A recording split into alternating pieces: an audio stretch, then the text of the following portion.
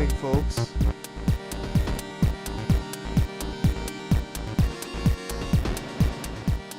How's it going? You've made it to Scratched Up Live, number 34. I'm your host, Derek Obscure. Hold on, let me go full form. Not yet, but full streaming form. 1 second. Oh shit, what's happening? He's evolving. Full form, baby. Don't mind that. Don't mind me. We're here for a good time, baby. Like I said, Scratched Up Live, number 34. Feels like it's been a while, but it really hasn't. We've been doing other things on the channel. Producing music. Yeah, you heard it. We've been producing music here on Quarter Day Recordings as of late. I know, very impressive. What kind of a music, what kind of a YouTuber talks about hip hop and produces it all on the same channel? It must be crazy. Quarter Day Recordings, this is, your stop for interesting hip hop discussion and production. That's our new updated little tag there. It's been a work in progress. Kind of tweaked it today.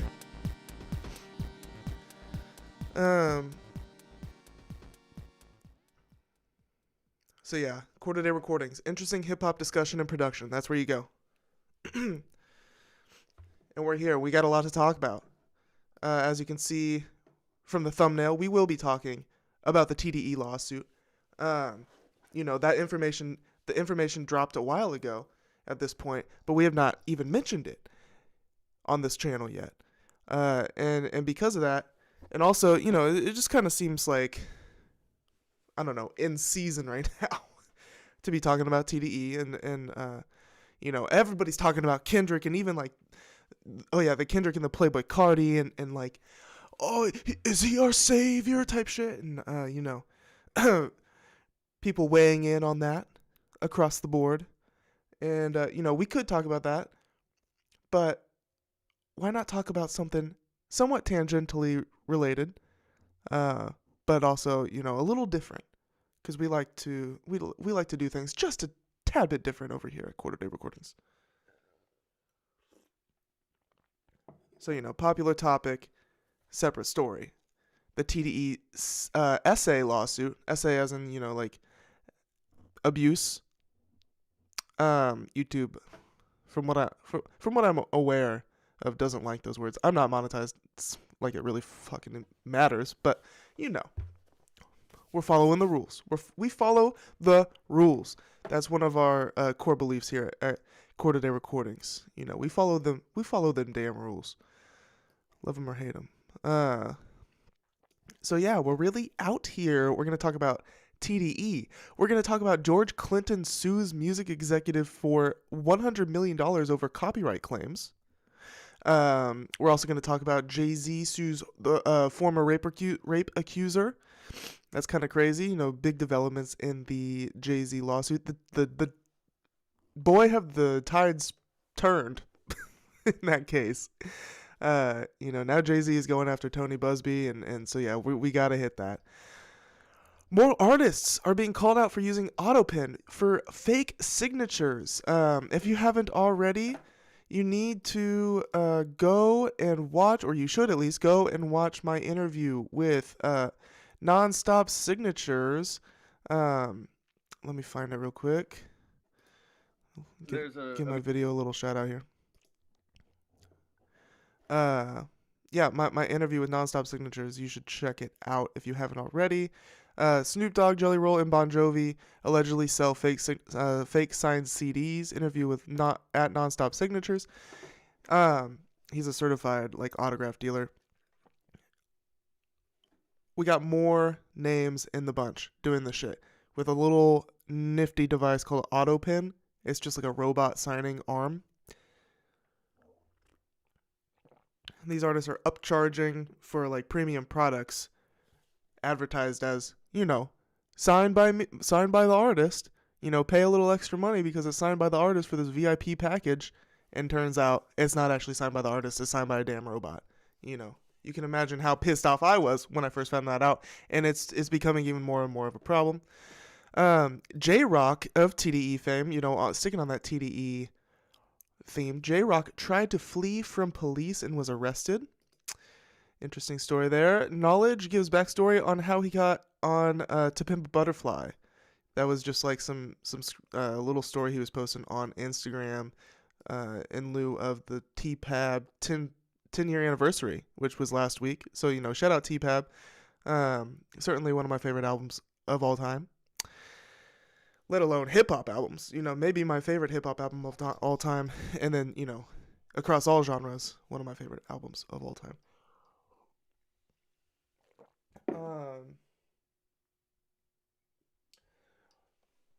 By the way, we're simultaneously streaming on Instagram.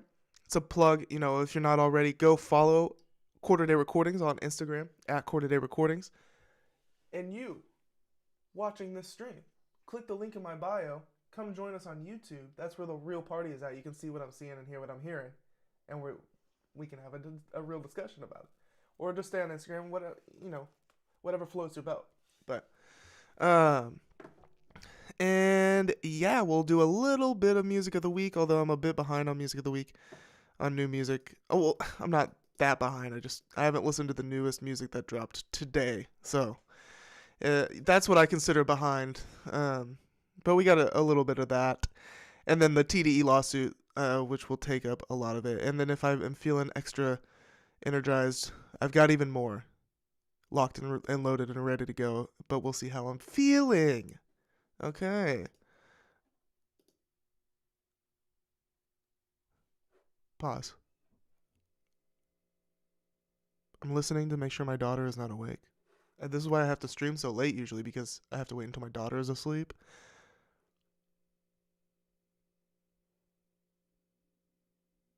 Okay. I think we're good. Love her. But man, I can't stream and watch her at the same time these days. Kind of used to do that when I first started this. She's like a totally different human at this point. That was back June of last year. So yeah, like I mentioned earlier, we did the first episode of Go Rage Live, which is the music production stream here on Quarter Day Recordings. I forgot I was fucking sharing my damn screen. Music production stream, go check it out. Go Rage Live, episode number 1. It was a success. It's I take you out of the box. You get the complete opposite perspective that you get on this show on Go Rage Live. Literally, like, you're behind me instead of in front of me. You see what I'm seeing in front of me behind the computer here instead of what's behind. You know what I mean? Like, I flipped that shit. Reversed it. Back it up, reverse it. You get the full spectrum here on Quarter Day Recordings. You get the music, the hip-hop, discussion, and production. That's the full idea there. We'll keep growing from there, and this was just the first one. I plan on doing one episode of Go Rage Live a week, and continuing to do one episode of Scratch Up Live a week. We'll see how it goes. This was my spring break, so it felt, I wasn't doing anything else. So I said, screw it. Let's start Go Rage Live. And it was great. Streaming it from my phone. Had to learn how to do some things. Vid Ninja, if you know about streaming from your phone. I had to learn about Vid Ninja. It's a nifty little tool, and it works very well. So I had no issues. And I'm very happy with it. Let's go watch that. Yeah, so we can just kind of crack into these. I mean, sheesh, what am I waiting for, Let's get a little quick. Let's do some top of the show stuff first, and then we'll dive into the TDE lawsuit. We've got a lot of reading to do on the TDE lawsuit. But before that, let's do some lighter stories here. Well, maybe not lighter, but less dense stories. 1 second. I'm gonna double check my audio, make sure everything's good to go. Maybe not lighter, but less dense stories. Okay, yeah, we should be good. It's just like always, it's a one-man show out here, so I gotta double check my tech before I just start yapping, because trust me, I've been there where I've been yapping for an hour, and it wasn't recording me or something, some crazy shit like that. It always seems to happen. Okay.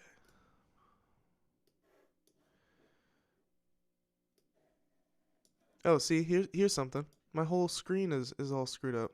Y'all weren't gonna tell me? I'm over here talking. Oh my god. See? Jesus Christ. God. Yep, I'm a professional streamer out here. Pro streamer. What up? Bada boom, bada bing. There we go. We're good to go. Alright, first story, y'all. Jesus. First story. George Clinton files $100 million lawsuit over the rights to his catalog. So this is posted by United Masters. Shout out United Masters. This is who I release my music from. And they basically, they do a lot of, like owning the rights to your music type of advocacy. Independent musician ownership advocacy. And they're reporting on this. Parliament Funkadelic founder George Clinton and his attorney Ben Crump have filed a $100 million lawsuit against music executive Armin Baladian and several of his companies, alleging they fraudulently obtained the copyrights to approximately 90% of Clinton's catalog in a decades-long scheme. That's quite the accusation, especially lodged at like one specific person, Armin Baladian. Let me look his ass up real quick, cause yeah, that's. Wonder how much he's worth.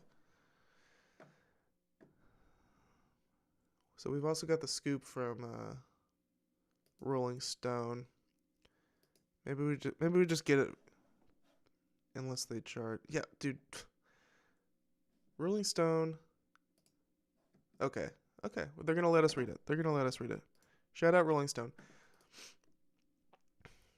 So George Clinton has filed the lawsuit against his longtime music industry foe, Armin Baladian, accusing the music exec of fraud, copyright infringement, and withholding royalties. The complaint obtained by TMZ was filed in Florida District Court Tuesday, March 11th, naming Baladian and several of his companies, including Nine Records, Southfield Music, and Eastbound Records, as defendants.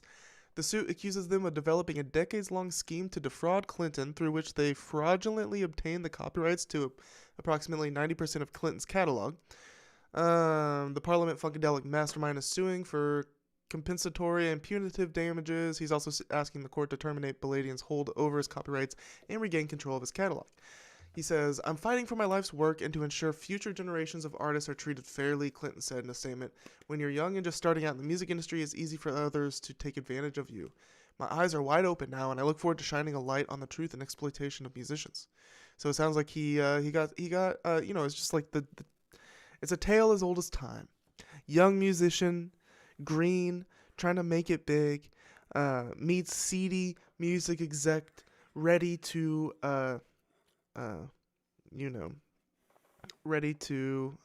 what's the word? Ready to like take advantage of them. And sounds like George Clinton, like 50 years later, is coming to realization here.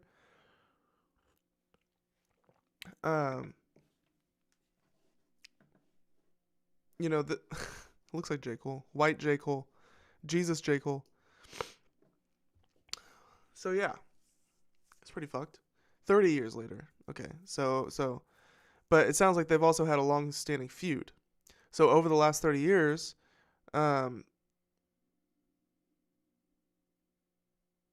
this is just the latest in a series of lawsuits that Mr. Clinton has filed. Oh my god. Sorry about that. It's just the latest in a series of lawsuits that Mr. Clinton has filed against Bridgeport and Armin Baladian over the last 30 years, raising the same exact issues. He has lost each and every time, including in the very courthouse in which he has filed this latest lawsuit. We will obviously therefore be moving to dismiss this lawsuit and will be seeking sanctions. Baladian and Clinton worked together at 2 different points, according to the suit, first from 1968 through 1975, and then from 81 through 91. During this time, Baladian served as Clinton's business partner, publishing administrator, financial consultant, and agent, but the lawsuit alleges that rather than administering Clinton's catalog, Baladian engaged in abusive, deceptive, and fraudulent practices, with the sole purpose of stealing and misappropriate funds and assets from George Clinton and capitalizing on his success. Okay. So he's managing his money really poorly. Clinton, okay. So it sounds like he had like a heavy control over his finances during those periods of time. And he was siphoning money out of there, I guess, and hoarding some of his money. Misappropriating funds and assets from George Clinton and capitalizing on his success. Capitalizing on his success? Wouldn't that just be written into his contract? But so I guess Clinton's argument here is that he signed a bad contract. That's what I'm assuming. Clinton claims that Baladian not only withheld royalties and failed to provide a proper accounting of them per industry standards, but that he added fictitious songwriters to Clinton's songs to dilute the musician's share in his publishing royalties. Why would he do that? Wouldn't that make him less money too? According to Clinton, Baladian also paid third parties to claim ownership of Clinton's work as part of his alleged dilution scheme. That's odd. I wonder what the Clinton's claiming his motivation is. What's up? Instagram fam, Instagram watchers. Click the link in my bio and join the stream over on YouTube, where you can get the full experience here. Or just stay on Instagram. It's up to you. But just letting you know. So yeah, I wonder what Clinton's claiming the motivation is. Or if he claims motivation.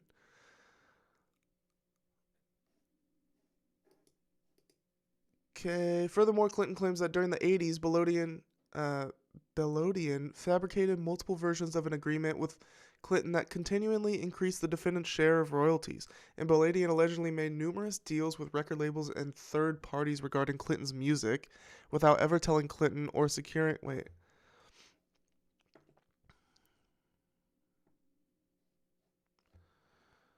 Okay, so he's making deals with Clinton's music without Clinton's approval or knowledge at all, securing his explicit or implied consent.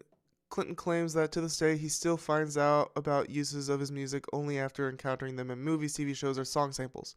Clinton and Baladian have sparred in court before. Back in mid-90s, a district court judge determined that Clinton did not sign the document that Baladian's company used to register its rights with the Copyright Office. Oh. So in the past they've sided with Clinton, it sounds like a district court judge. The following year, in a sworn declaration, Baladian said that he altered the language of a 1982 written agreement with Clinton and added songs to the agreement, though he did so under the power of attorney. So he's just like basically forging documents, practically, under the guise of power of attorney. But he just seems like really forceful with this shit, bro. He's like, no, I'm gonna force myself to be your power of attorney. It's kind of the vibes there. Still, Baladian retained control over the rights to Clinton's catalog and in the early 2000s prevailed in a Florida court case. Okay, so he ended up winning in the court. That found Clinton trying to wrest back control of his publishing. More recently, the 94 decision and Baladian's 95 declaration were central to a defamation fight between the two. Baladian and Clinton over comments in his memoir where the musician said Baladian had fabricated documents, robbed Clinton of his music rights, and fraudulently backdated and altered a written agreement. Clinton, however, won that case. So he was able to say those things in his memoir, which, that's good, Shout out that decision, that court decision. We like free speech out here. well, really, it doesn't sound like it was defamation. It sounds like it was fucking true, but by Baladian's own admission, even though Baladian won that court case, it sounds like you know, there was a lot of evidence that was revealed that to be true, that Clinton was onto something, right? Which actually should give Clinton some precedent to build a new case, this new case off of.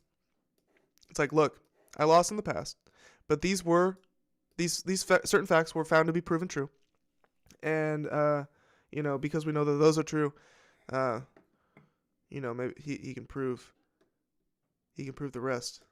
So I don't know. Is that all? That's what I wanted to see here. We got images. Oh yeah, this guy. That guy? He totally did that. I mean, Jesus Christ, dude.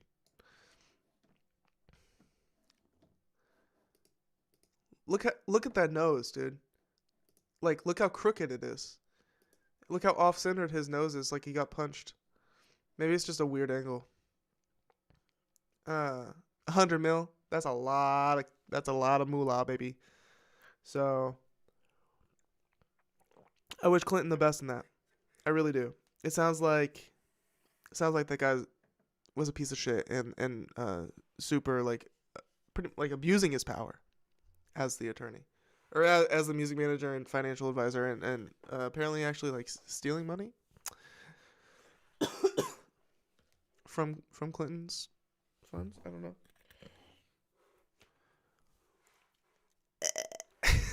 God damn. Y'all like my stack of books? Look at this. I haven't showed this shit yet. I don't think I have. Maybe I did. Actually, I might have showed this last time. I think I did show this last time. This is Marvel Hip Hop Covers Volume 2. First volume came out, sometime last decade. It was a big deal. I remember, everybody remembers it. Look at that Iron Fist. See, I'm not actually even familiar with what the album is. It doesn't, see, unfortunately, I wish it would tell you what the album is based off of. Or what the cover is based off of. You know, obviously a lot of them I can tell, but like, am I tripping? Y'all know what this is mimicking? I don't know. I don't know that album.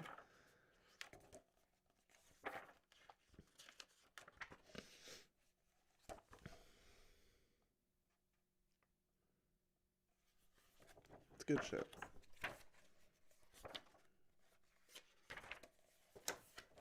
De La Soul.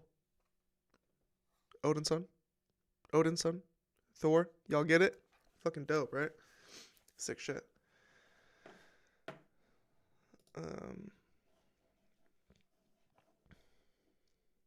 Alright. Next up. Jay-Z sues former rape accuser, claiming she's now admitted her story was false. So big developments have happened in this case since we last talked about it. My last video on this actually did pretty well. It was titled, I Was Right About Jay-Z. Pretty much, the accuser dropped her case. And that's kind of, we've been over it, but I sniffed that one out.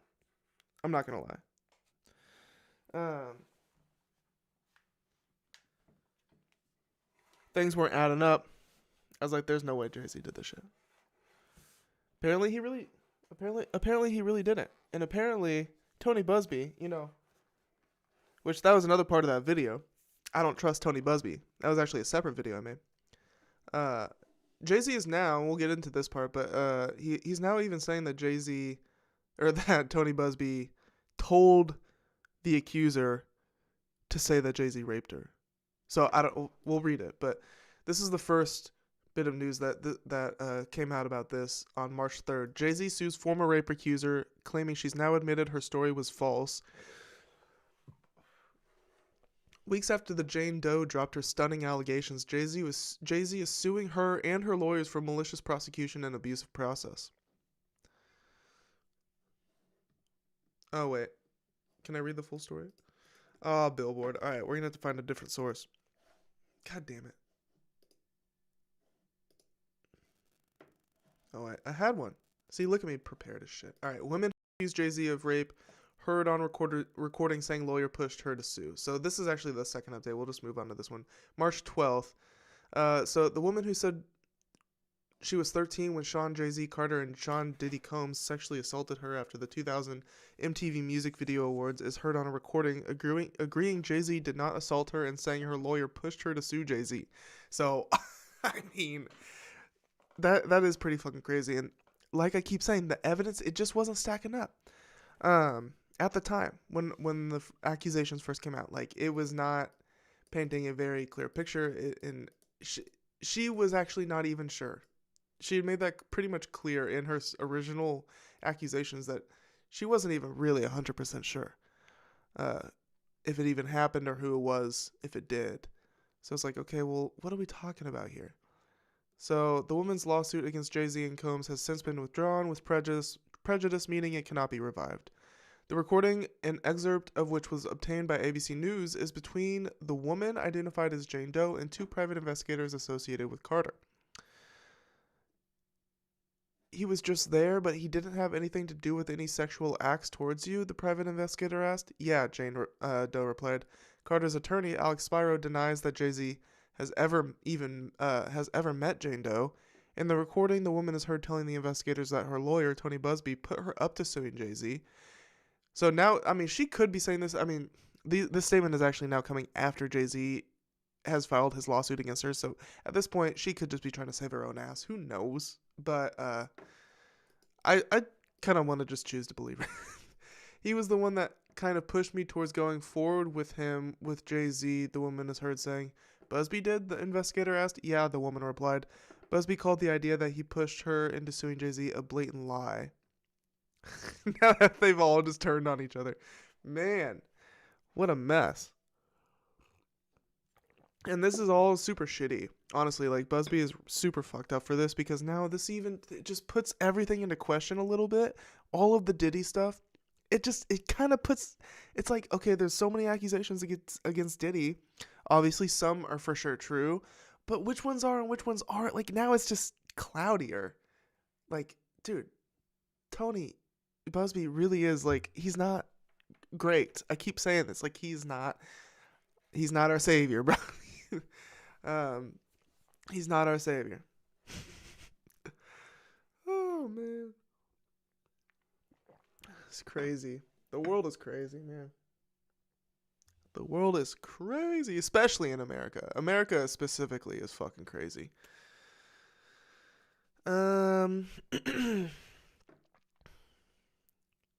As far as the suggestion that I pushed Jane Doe to bring a case against Jay-Z, that is a blatant lie that is directly contrary to all the documentary evidence. Busby said in a statement provided to ABC News. Carter's attorney said the tape speaks for itself and should leave no doubt about his innocence. She says in no uncertain terms Mr. Carter did not do this.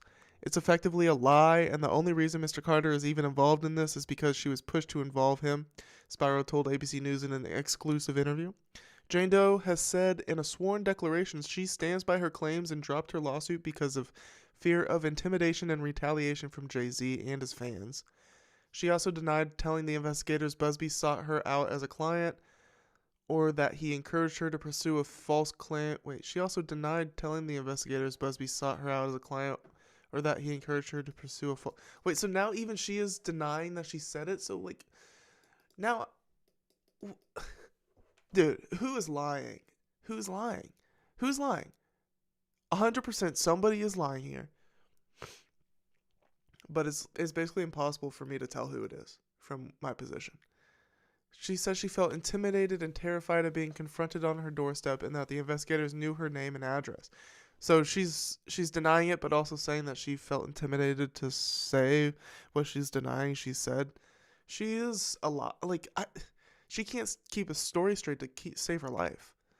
Spiro said the investigators who approached Jane Doe did not coerce or threaten her. She voluntarily spoke to them, and she told them her truth, which under no circumstances was under no circumstances did Mr. Carter do this, which they're saying was her truth when they approached her on her doorstep. Okay. Jay-Z, who has sold more than 140 million albums, is one of the world's best-selling artists. He's married to Beyonce, and they show we know. It's tough to hear a false lie said about you spread through the internet and affecting your children, Spyro said. It's tough on him. It's tough on anybody. But what he does is he proves himself innocent. Today is hopefully the final chapter in that, and then they're going to move forward. That's what Jay does. Hell yeah, bro. We need that album, dude. Now it's album time, Jay. Your name has been out there. You know, they awoke the beast. They awoke the beast. Right? He was slumbering. He was sleeping, slumbering giant. And now I guarantee you, he's going to follow this situation up with hopefully a banger album. Laying to rest everything. Which is what Jay-Z does. You know, Jay-Z, he confronts shit. Clearly, by this response, you know, he confronts shit when it's necessary. I respect that. I respect Jay-Z. I do. He is a billionaire, kind of sketch, but at least on the surface, I respect his PR actions. Right? I mean, there's something to respect about that. Doesn't mean I trust the guy with anything exactly, but I do trust that he didn't rape a 13-year-old. That Jay-Z didn't do that shit, bro. Just got coffee on my fucking shirt. God damn it. So yeah, that's basically that on that. That's basically all that has to do with that. So we can get into the more fake signatures. Exclusive. You heard it here first. Big updates on the fake signature market. Tate McRae, BLACKPINK, Lisa, and Jennie have all now been accused of using autopin signatures made by machine, marketed as hand-signed in CD sales. I came across this organically on Reddit. I mean, I follow Pop Culture Chat. And I'm like, holy shit, they're talking about autopin. And these are artists that I haven't even seen be accused of this yet. So it's just stacking up. First it was Snoop Dogg, then it was Bon Jovi, then it was fucking Jelly Roll and Mariah Carey, and now just add into the list. Add these names to the list. We're going to put these guys on the red list, guys and girls. Tate McRae, BLACKPINK, Lisa and Jennie. I don't know who Lisa and Jennie are. I don't know if that's two or is that two separate artists or one like band or something? I can't tell. But how fucked up is that? See how they are identical. And it's so easy to spot. The fact that they even think that they could get away with this or that people are letting them get away with this, we're not letting them get away with this. That's it.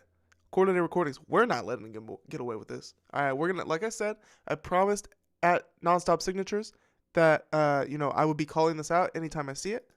So here we are. These are two different copies of the same album. Identical signatures. It is very easy to tell. I mean, all the way down to the like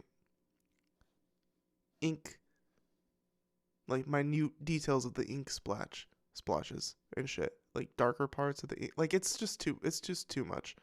It's too obvious. I mean, okay, so here's Jennie oh, I do know Jennie actually. She's signed to Eardrummers. I listened to her album recently that just came out. So there we go. It's a shame. It's a fucking shame. Let's see what people are saying. I remember the stuck with you drama over Justin using auto pins. Justin Bieber, I'm guessing. I mean, it is a lot to sign, but if you can't sign, then don't sell them. Exactly. That's the value. That's the extra value that people are paying for. It should be... dude, the fact that labels are getting away with this is so fucked up. It's so fucked up. And then the artists are just shamelessly promoting it. And they know. They have to know. They know. Because they know what they're selling. They know. And they know that they did not sign 1,000 extra copies of that damn album. So the artists are not off the hook. In my original interview with Nonstop, I was trying to like weigh like, is the artist at fault here? And I was kind of like hedging my bets on it. But no, I'm completely like, blame is on the artist. Blame is obviously on the record label as well, because they're the ones paying for this damn auto pen, and it's all fucking bad. If you're an artist, you should be refusing to do this. You should, if you find your label is doing this, you should be pissed and demand them to stop. But no, this is them instead. This is them instead. Money, please. Money, please. Unless you were buying an quote-unquote autograph, you're most probably buying auto pen. Legally, an autograph and signature are different, okay? So that's good to know that's... But also, like ugh, dude, that's so fucked. An autograph and a signature are different legally. And record labels use this to legally sell auto pen stuff, but they can't call it an autograph. Make sure you look for keywords, everyone. So that's good to know. You know, if anybody... I know, like, my boy Rap Hoarder, he bought one of these Snoop Dogg signed CDs and posted about it. He's the one that actually connected me with Nonstop.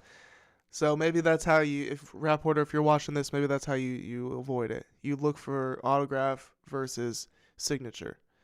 This person adding on to that. Also adding on to this, after I found this in my K-pop subreddit, if there is an album with a sticker saying signed, it was mainly autopen. There is also a huge difference between hand-signed and signed by artist. Excuse me. Meaning that the former was signed by an employee and signed by artist was signed by the artists themselves. Labels are sneaky fucks, dude. Like, someone goes, they've been doing all of this with old musicians for 20 years. I only know about all of this because my mom got upset with George Michael for something similar. Add George Michael to the fucking list, dude. This should be shameful, dude. I mean, like, I'm all for, finding creative ways to help artists make make extra money off of their art. But, like, this is just false advertising. And they're using these, like, super, like, similar words. Like, to the average everyday person, like, to the lay person, these words are synonymous with each other. But, I mean, you gotta be educated, I guess. You gotta stay on top of this shit. It's just annoying as shit. So let's do a little investigation ourselves here. We're gonna go to Tate McRae's website and see what she's selling here.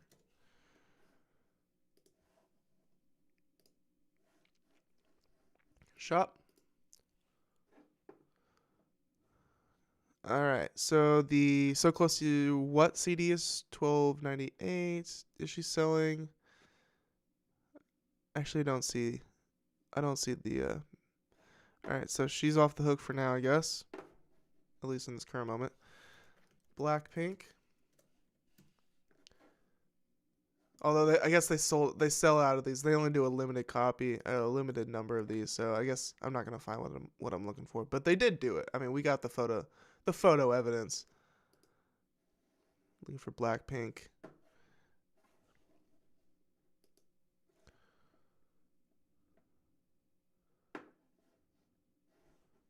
Out of here. Signed CDs? Signed CDs? Anybody? Shop All Music? Anybody selling signed CDs for extra money? No. So they must, they do these things when the album first comes out and they sell out pretty quickly. But, the thing is they charge a VIP price for these VIP products. When, in fact, it's just a robot.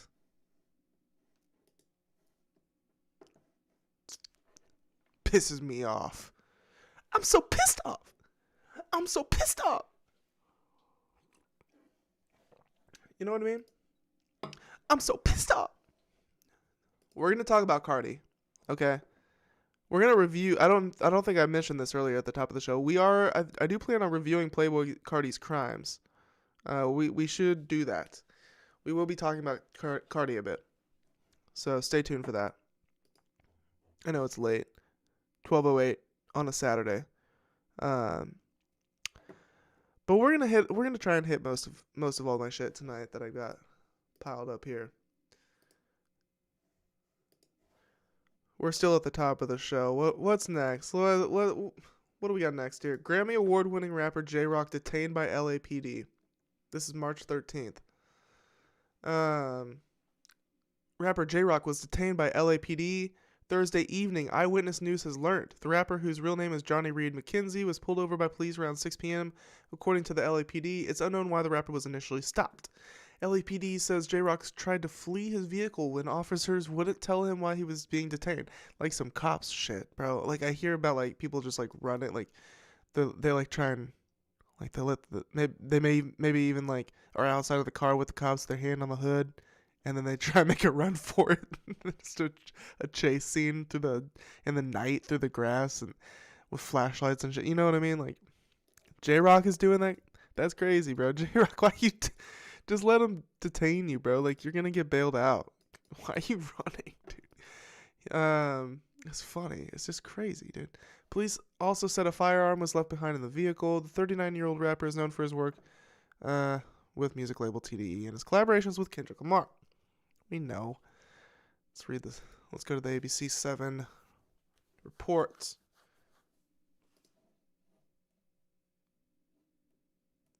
We'll just read it. Rapper J-Rock was arrested. We got that. So the rapper, whose real name is Johnny Reed McKenzie, was arrested for possession of a firearm. So he tried to run but was arrested. Subsequently arrested. Let's see how they by the Los Angeles Police Department. The 39-year-old, whose real name is Johnny Reed McKenzie, was pulled over by police yesterday around 6 p.m. It's still unknown why he was initially stopped. LAPD says McKenzie tried to leave his car when officers wouldn't tell him why. He's got the key to Watts. Damn, bro, you got the key to Watts. You're running from the cops. That's not a good look. He was being detained. Police also said a firearm was left behind in the car. He was booked on suspicion of felony weapons. I wonder if they're gonna take the key away from him. Violation. I know they do that shit. I mean, I don't know. Maybe you have to do some like real bad shit. Like, I know they took like Diddy's key to New York City away or something like that. So, I don't know if it has to be Diddy level. Like, can you just do like a little petty running away from cops crime and get away with that? In 2019, J-Rock won a Grammy keep your Award, key to the and city? later that year, he received the key to his hometown of Watts. That's all we get? 32 seconds? Okay. So, yeah. He tried to run. They caught him. He had a firearm. That was the reason he ran, I guess. Oh, he was originally stopped for trespassing in the Nickerson Gardens. What? LAPD says J-Rock tried to flee his vehicle when officers wouldn't tell him why he was being detained. Why wouldn't they tell him why he's being detained? That's the LAPD is admitting that they wouldn't tell him. Huh? Police also said a firearm was left behind in the vehicle. He was booked on suspicion of felony weapons violation, police said. Booked on suspicion? Why didn't they look it up? Can't they just look that shit up from the car? What? They took you all the way They take you all the way back to the fucking booking facility under suspicion? Like, that does sound fucked. I mean, I don't know. I know LAPD is known for being pretty corrupt, so I'm sure J-Rock has his reasons and I'm sure he's had run-ins with LAPD in the past, obviously, because everybody who lives there has, especially, black men get profiled by the police. I'm sure he's, especially growing up in Watts, you already know. I mean, you know through his music. I mean, we know through his music. So, I'm sure he knows what's gonna go down, and sounds like they both play dirty. He's trying to run, and they're booking him under suspicion. Like, that's crazy. He's like, "Do you know who I am? Do you guys know who the fuck I am?" He should just keep that key to the Watts in the car. So he'd just be like, "Y'all, I got the key. Guys, I got the key. Chill." Guys, chill. I got the key. It's going to be okay. They trusted me with the city. But no, he's in the, do you think the key will unlock the jail cell? Is that what it unlocks? Be pretty dope. J-Rock won a Grammy in 2019 for the song King's Dead. Later that year, he received the key to his hometown city of Watts. So that's it, I guess, right? Let's see if we got updates. That was, a couple weeks at this point. March 14th.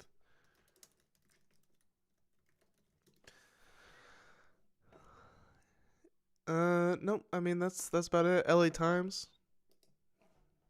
Rapper J-Rock arrested in LA on suspicion of illegal firearm possession. Do they have any extra info? Doesn't look like it. It is what it is. I hope he's okay. I'm guessing he's out already. That'd be pretty nuts if he was still in there.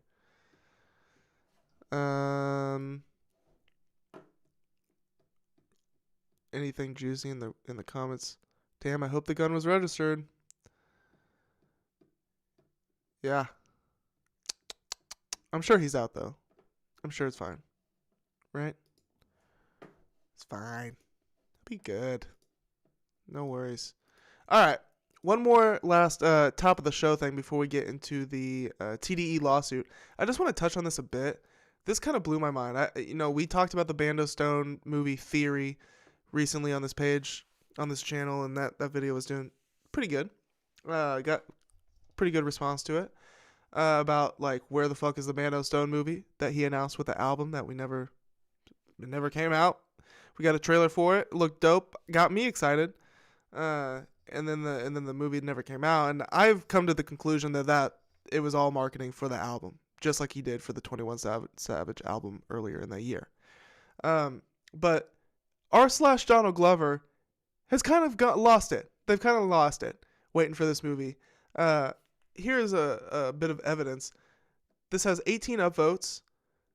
Okay, 18 upvotes. It popped up on my page. It was a popular post on the r/Donald Glover. New Bando Stone theory. What if the Atavista box set doesn't work for anyone who actually bought it? What if all right, so little background. Everybody that all right, so he Gambino was selling this electronic box promoting the Atavista album, in which you open the lid of the box and it plays something. Like it's got like speakers and a screen, and it looked really like fancy and like slick. But people were getting them, and they were like not working. At least one of them that I've seen was not working. That video obviously went viral. So, and maybe I'm sure there's like multiple cases of them arriving and not working. And so this person is saying maybe that is on purpose in building this Bando Stone theory. He says, what if the Atavista box set doesn't work for anyone who actually bought it? What if, stay with me here, what if the people showing the box set working are all artificial intelligence? Weird how typing artificial intelligence by its acronym doesn't allow me to post. So Reddit is blocking him from saying AI, and I don't know. That is weird aside. Post giving the impression there was even a legitimate product to begin with. Wait, what? This, like I'm telling you guys, this is schizo shit. r/Donald Glover has lost their minds. This is my point. And this has 18 upvotes. Like, they seem like legitimate upvotes. Unironic upvotes. He's saying, what if, stay with me here, what if the people showing the box set working are all artificial intelligence? Posts giving the impression there was even a legitimate product to begin with. The lines between real and artificial would blend, and nobody would be the wiser, therefore proving it doesn't matter what the truth is anyway. It's just like the trailer. Nobody knows if it's real, and that's the point. The new world is fake. Y'all, stop. This is not what's happening. This is not what's happening. The Atavista boxes got fucked up in transport, and some of them aren't working because electronic circuits are, maybe they just weren't built good. Let's just be honest. They're probably just shitty. And I love Gambino, and I think a lot of his work is very high quality. But he's not I've never bought electronics from Gambino. I think they're just shitty, y'all. This isn't 4D chess. Gambino is not playing 4D chess at this point. And this is coming from somebody who is a believer in Gambino's genius. Okay? But this is legit. This feels like this came from a legitimate, like this is how this person is really feeling. I don't think he's capping here with these ideas. But you know, and they nailed it. r/Donald Glover has officially lost it. And it's so true. I mean, it's so funny. I couldn't believe what I was reading. I was like, you guys serious? I'm a hit it with that upvote because I just I love the fact that they're so serious about this.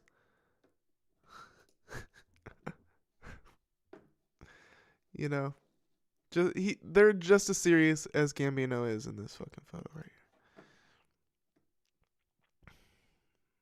Interesting theory, especially given the limited quantity and the way it was released. I do, however, think it's real, but there are now a lot of examples of him blurring the lines between reality and artificial, such as the trailer and Arizona ads. Even the Lithonia video release was the classic "forward it to 5 people or you'll die," paraphrasing since I don't recall what it actually said, which again probably wouldn't really happen, but you never know. So yeah, I mean, Gambino, he's known for like doing like stunts and publicity stunts and you know, like interesting like promotional techniques or whatever for his projects and thinking outside of the box, but he is not sending broken tech and using AI bots to promote ones that are real to further blend the lines between AI and y'all got me fucked up. Like, come on, guys. I knew it. Yeah. I mean, this GIF pretty much sums it up. They have lost their minds. And that's okay. We love a good schizo stan community. We love a good schizo stan community. It's just like the Swifties, you know. We love how passionate they are. Oh, and OP is even defending it, saying, "Who downvoted this profoundly insightful content, lame-ass motherfuckers?" Oh, shit. So he's in the trenches trying to... I can't tell if he's legit or not. But I choose to pretend that he is... that's coming from an honest place. This is a good faith theory by this man. It's good shit. All right.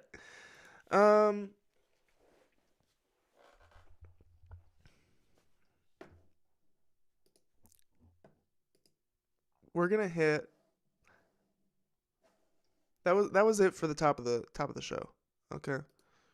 That was it for top of the show. But what we're gonna do now. What we're gonna do now is hit the title story, the TDE sexual assault lawsuit.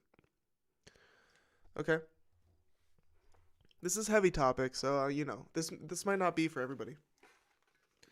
But we gotta break it down. We gotta know what's happening here.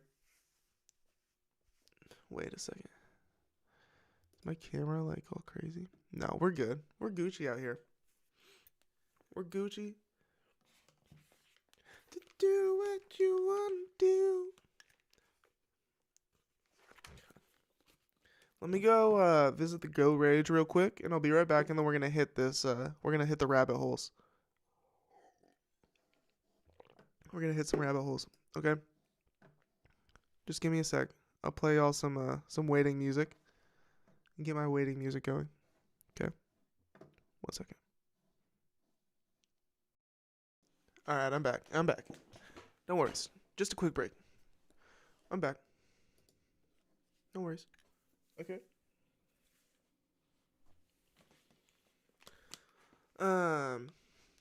TDE lawsuit.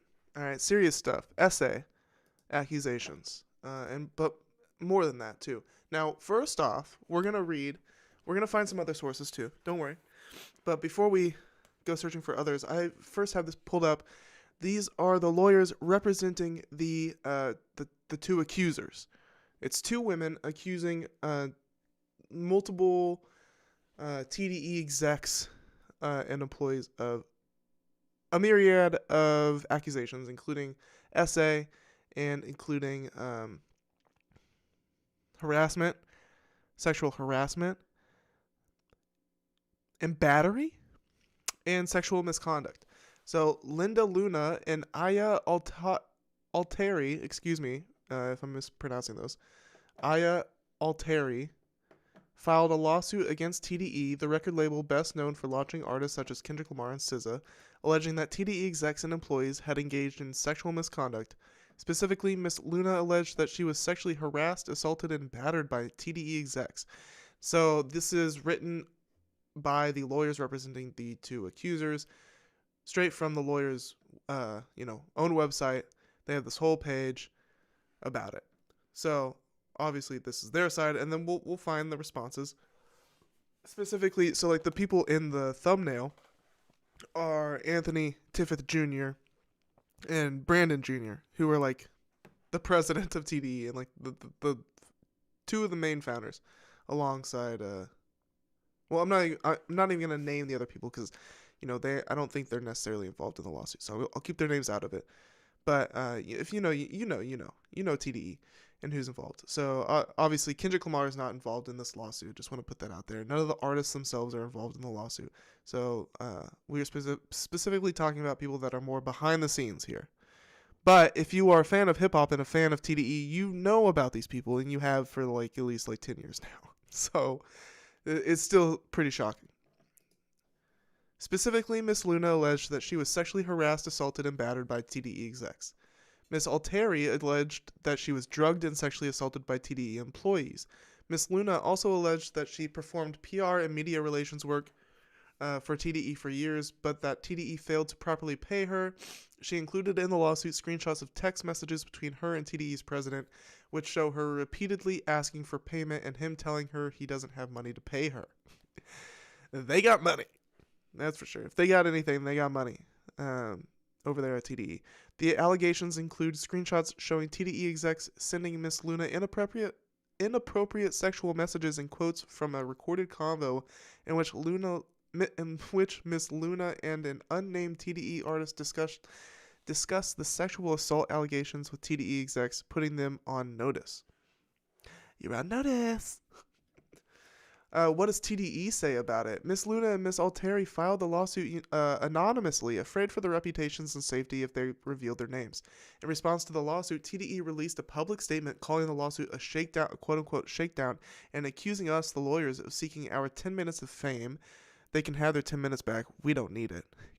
I love, dude, these lawyers, they're a little sassy throughout here, a little snarky, a little sassy here and there, but that's why we love lawsuits over here, because they are fun. They're people just vicious and polite as possible, but like when the viciousness will still peek through here and there. And so like I love reading these lawyer statements and shit. It's so much fun, in my opinion. Very entertaining. That's why we cover a lot of these court cases.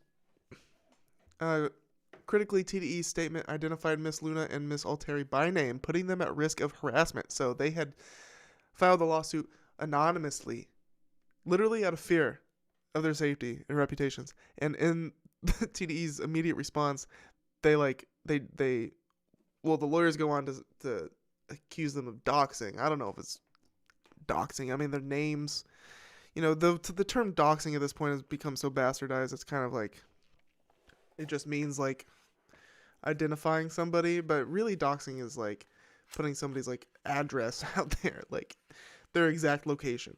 That a real dox is like somebody putting out there somebody's exact location. That's like the traditional meaning of it, I guess, or like exact address of their house or something. Putting their names out there. I mean, even though they were, I don't have a lighter on me.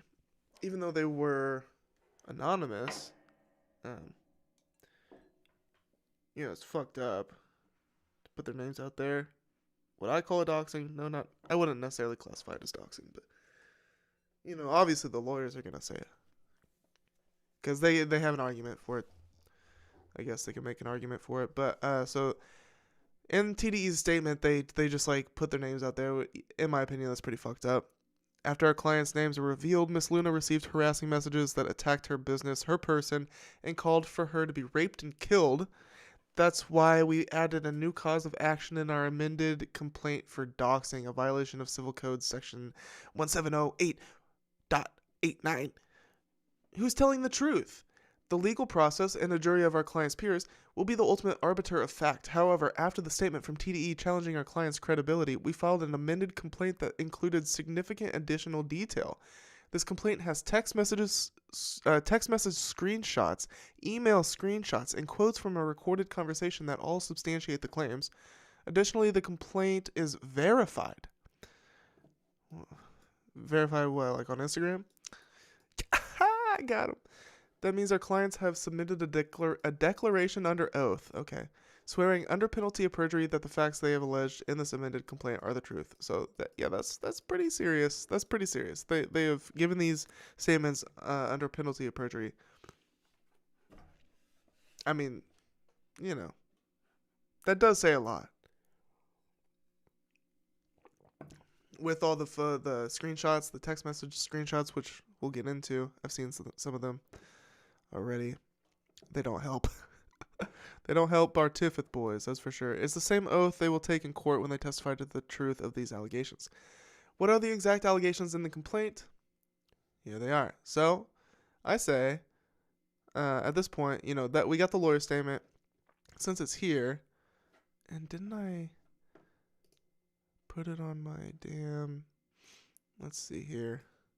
One sec. Gotta find my download of this shit. Yeah, I did download it. Nice. Look at me thinking ahead, y'all. Would you look at that? All right. So, just I guess we'll just start from the top. Why not? Parties. Plaintiff Linda Luna is a California resident who performed services for TDE from 2019 through the beginning of 2024. Plaintiff Aya Alteri is an Arizona resident who resided in a home provided by TDE between 2020 and 2021. Defendant TDE LLC is a California corporation with a principal place of business located at... Now that's doxing. Man, I'm about to just show up and ask for a job. Yeah, I guess... And not after this. Not after this video, right? Defendant Brandon Tiffith is the chief marketing officer of TDE and resides in LA County. Defendant Anthony Tiffith Jr. is the president of TDE and resides in LA County. Mr. Tiffith Jr. is also known under the pseudonym Musa. So that's probably, you know, a lot of people know him as Musa. Defendant David Harrell was on information and believe at all relevant times herein acting as an employee of TDE and resides in LA County. Mr. Harrell is also known under the pseudonym H. Wood and Hollywood. I'm way less familiar with. I mean, I guess his name, the Hollywood and H. Wood, like I don't know him by those names, but David Harrell, I guess, kind of seems somewhat familiar, maybe. Dave? Is that Dave? That's not Dave Free. Obviously, that's not Dave Free. Somebody else. All right. This court has jurisdiction in this matter because defendants reside in the state of California. All right, whatever. Factual allegations. Professional services and unpaid compensation owed to Linda Luna. In 2017, Defendant Tiffith Jr. initiated discussions over text message with Plaintiff Luna about joining TDE to handle public relations and brand marketing. So here's text. Musa, okay, are you ready to bring me on board? She says, LOL, but everything is cool. I actually ran into Brandon at Quavo event because I was at a party of the team that put it together. He says, yes, let's sit and talk. She's so young and fresh. I want you to come on board officially if you think you can help connect her with the right brands and get the right looks for her. Yeah, let's discuss. Is she a new TDE artist? Yeah, she's new to the team. We gonna build her own fan base first, then announce her. Yeah, for sure. I'm sure I can definitely help with opportunities there for her. She says. Musa replies, I'm trying to start early and build a dope team for her. In 2019, Mr. Tiffith Jr. engaged Miss Luna's services to work with Artist A, agreeing to compensate Miss Luna at a monthly rate. Mr. Tiffith Jr. also asked Miss Luna to perform work for other artists affiliated with TDE. For example, in October 2019, he asked Miss Luna to assist with media and public relations work for one of his artists, Kimbe. That's Kimbe X. Wow, okay. He continued to request her professional services for Kimbe over the course of the week. So, Musa says to her in text messages, releasing Kimbe's project tomorrow. Need your help. She says, what do you need? I know you're not calling me the day before to do a rollout campaign, LOL. He says, LOL, I got day off. I need following weeks to keep it afloat. Okay, she's like, what you trying to get him to have some interviews done, etc. He goes, where you at today? He's so super vague. Just like, he seems fucking like, he must, he's like giving her no direct answers to her questions and giving her no information at the same time. She goes, just working till the evening, then Todd Gurley Halloween party. He says, where can I have Kimbe out here? I got a little budget as well if you can help spread this album more. She goes, let's talk. Can you talk in 10 minutes? It continues, Miss Luna agreed and performed significant media relations work on Kimbe's project. At Mr. Tiffith Jr.'s request, Miss Luna began to perform services for multiple, period. TDE affiliated artists. Okay. That was a typo. Miss Luna submitted her invoices to Mr. Tiffith Jr. on November 27, 2019. Mr. Tiffith Jr. confirmed receipt of the invoice in writing. He reimbursed the travel and meal expenses but did not pay the invoice for her professional services. Miss Luna requested payment repeatedly by phone and text message. Each time, Mr. Tiffith Jr. brushed off her requests. At one point, he demanded she exchange pleasantries with him before requesting payment. What? I mean, yeah, that's like some just like power move type of shit, just like controlling type of behavior. It's just like odd. By the end of January 2020, Mr. Tiffith Jr. had still not paid Miss Luna's invoice.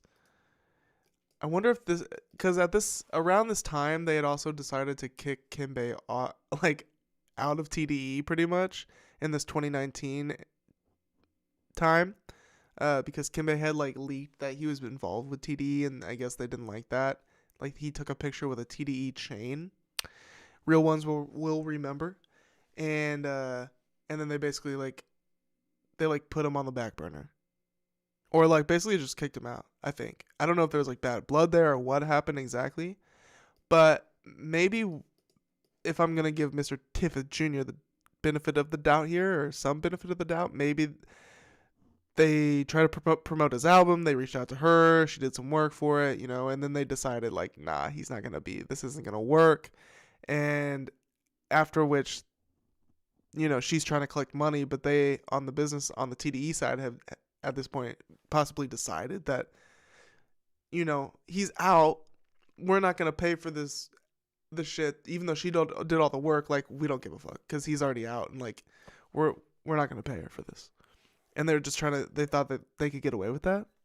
That's, it really doesn't make him look much better, but that's kind of what I'm guessing happened. Otherwise, it's just, super fucked. If I'm going to give them any explanation here.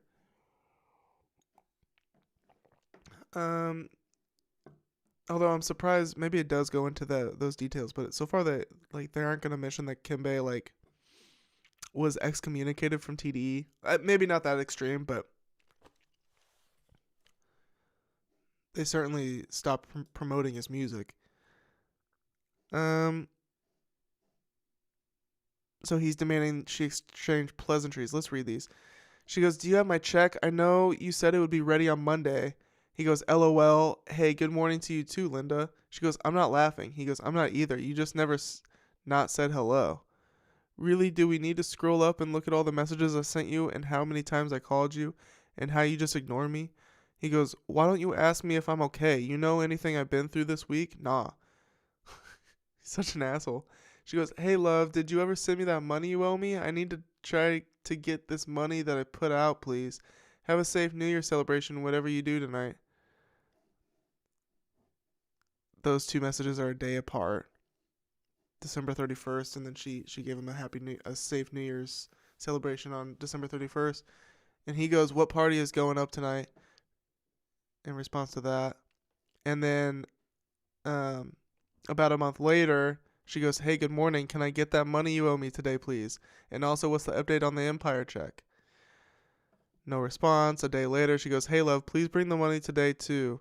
Get it out the way finally. I need to get the money to pay for some business things this week. I don't want to keep taking from my personal account. And he finally goes, okay. A week later, She goes, okay, you still haven't given me the money. I need to get that from you this week. Totaled my car last night. Damn, you okay? So need to get all that money from you so I can use it towards my deductible with my insurance. Damn, she's going through it. Over the course of 2019, TDE relied more heavily on Miss Luna. Miss Luna began to work with the artist Reason. Okay. And also performed services for the TDE Christmas concert in December, including securing host talent and additional site assistance. Mr. Tiffith Jr. expressed interest in having Miss Luna work with all of TDE's artists, stating that he was going to have to use Miss Luna for every shoot. He also emphasized his reliance on her professional services, stating in response to a text from Miss Luna about her taking lead on product management, "Take care of me, Lin Lin." Okay. Take care of me, Lin Lin. Oh, here we go. Here's a big one. February 7th, 2020. Right on the cusp of COVID. Right there. Right at COVID. She goes, bro, we need to sit down and talk because this is my 5th time buying groceries this past month and my bills just came in. And of course the light bill is higher. But I'm not like mad, but I need you to be mindful and considerate of what I'm picking up over here for you. Redacted artist A can eat a whole bag of chips and a whole bottle of snacks in the same day, so I have to go back and buy groceries like every few days. This is not, I'm guessing that's Reason. I'm guessing artist A is Reason because they already mentioned his name. Why would he? I don't know. Maybe it's not. But this is not cool that you keep saying you're gonna give me money, but every time something happens where I don't hear from you and we don't connect because you always end up doing something else, you should be more considerate by stopping by and giving me the money or Cash App or something to me. It's not cool that I have to feel like I'm chasing money and you make me feel liable to collect it. You should be doing that. That was February 7th. And then a couple weeks later on the 21st, she goes, hey Musa, I need to get this money that you owe me from the work I did and also for artist A. I've got a lot of my plate and I put out a lot of money for my son since all the stuff has happened, so I really need this money back in place. I'm taking care of my son and artist A now out of my own pocket. Who's artist A? Taking care of artist A out of her own pocket and he's not paying her? Like, you know, this isn't even the worst of the accusation.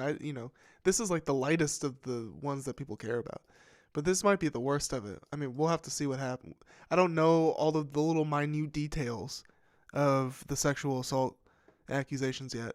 But this is pretty fucked up on its own. I mean, with all these texts, all of these texts, she's begging him for the money. And he's just eh. The president of TDE. The president.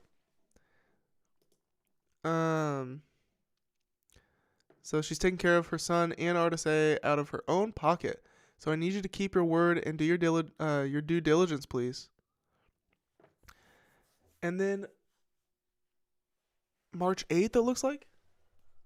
Yeah, March 8th. So, even a couple weeks after that, again, hey Musa, I have not heard back from you, and this has really been a cat and mouse game. I feel like I've been chasing you, and it's really becoming resenting at this point. I gave artist A money today so she can get gas and personal items, but I can't keep taking care of somebody else. Maybe artist A is Doechii. No, it couldn't be because Doechii signed in 2021. It could be. It could be Doechii because I'm sure they like to vet artists for a couple years before signing. So I'm sure Doechii was in the camp around for a couple years before 2021. If I had to guess, it could be Doechii. I'm guessing, obviously. Doechii hasn't been named yet, so it wouldn't make sense if it was Reason because Reason was already named, so he wouldn't be redacted. So maybe it is Doechii. Well, I know it's not Reason because they referred to her as a she. So it's a girl. Duh. Could be Doechii. Jesus. Okay. So she gave artist A money today so she can get gas and personal items, but I can't keep taking care of somebody else. This is the reason why my son had to move, and at this point I am still helping my son out too. This is not fair to me to put in the position where you're taking advantage of me at this point. You haven't paid. So she's super upfront. This is pretty damning. This is pretty fucking damning. She was so smart to be hella upfront about it. And she even makes him aware of the point that he is taking advantage of her. You haven't paid me for my work, nor for her staying here, and it shouldn't be that hard for you to send me money. You have a responsibility and you need to own it and quit running from it and making me chase it. By mid-March, Miss Luna was owed thousands of dollars. Her request for a payment from Mr. Tiffith Jr. continued to be ignored, except for the occasional partial payment of a few $100s.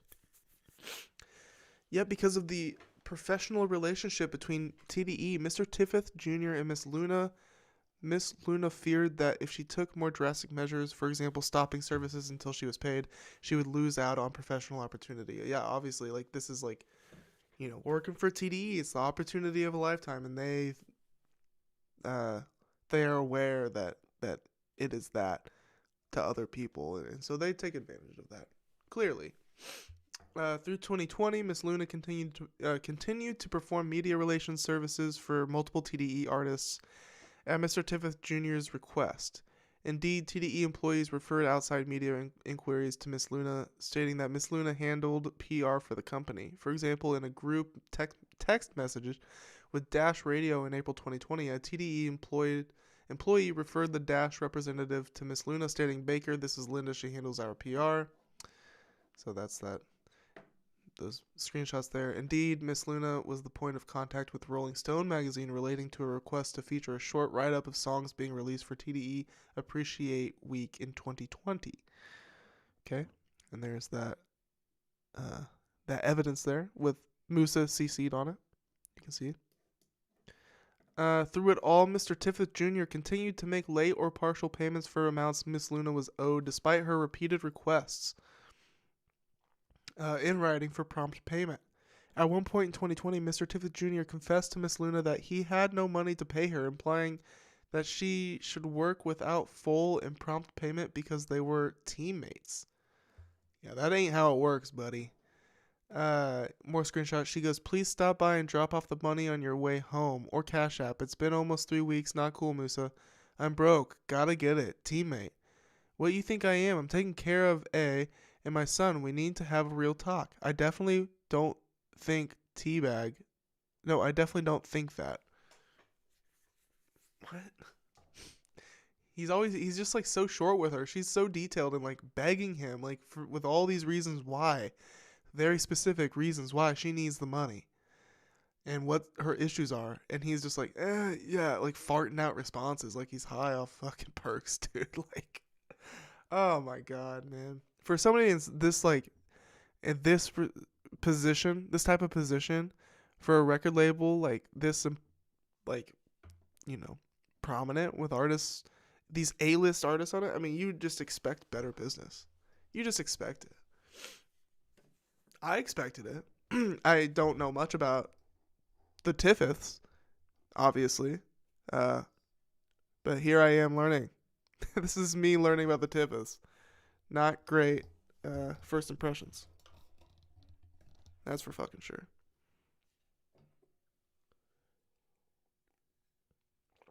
I certainly wouldn't want to work under these conditions, for sure. You know, regardless if it's like fucking TDE. This is fucked. What kind of business is this? In mid-2020, Mr. Tiffith Jr. told Miss Luna that because financial constraints prevented him from properly compensating Miss Luna as agreed, he would offer her a co-management position for Artist A in exchange for a 10% management fee. Okay. On June 12th, 2020, Miss Luna discussed the co-management with Artist A, who agreed. Miss Luna texted Mr. Tiffith Jr. to inform him that Artist A was on board. So here's the message. June 12th, 2020, I just had a long, really good talk with Artist A about everything from her confidence to her hustle, etc. We can chat tomorrow, but she's definitely already stepped in her game up with looking for a vocal coach already. She downloaded this app to find someone. And she does want me to manage her with you.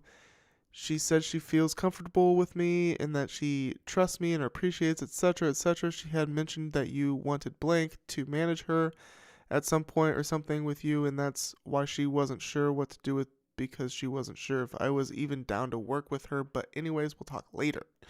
Artist A also acknowledged to Miss Luna that she knew Mr. Tiffith Jr. had failed to pay her for her professional services. So this is Artist A texting Miss Luna. I know Musa doesn't pay you and all that, I don't mind getting a side job and helping out. I just don't want to waste this money because I don't have any income right now. Man, that's crazy. They're all broke. I guess, Kendrick's the rich one. I just would have assumed that TDE would have gotten more kickback from all the fucking platinum records. Brandon Tiffeth's sexual misconduct towards Linda Luna. Okay, so here we go into the juicy stuff.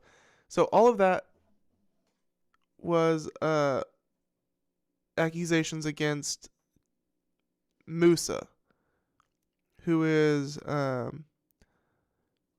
Anthony Tiffeth Jr., right? Yes.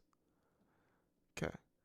So moving on to Brandon Tiffeth Jr.'s accusations of sexual misconduct towards Linda Luna.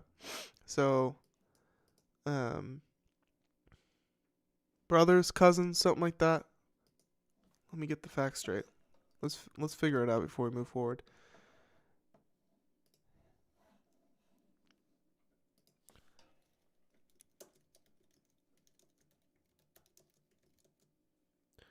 Are Brandon Tiffeth and Anthony Tiffeth, or how are they related? So they're brothers. Okay, confirmed by Google itself. Confirmed by Google AI itself. Doesn't get more right than that, right?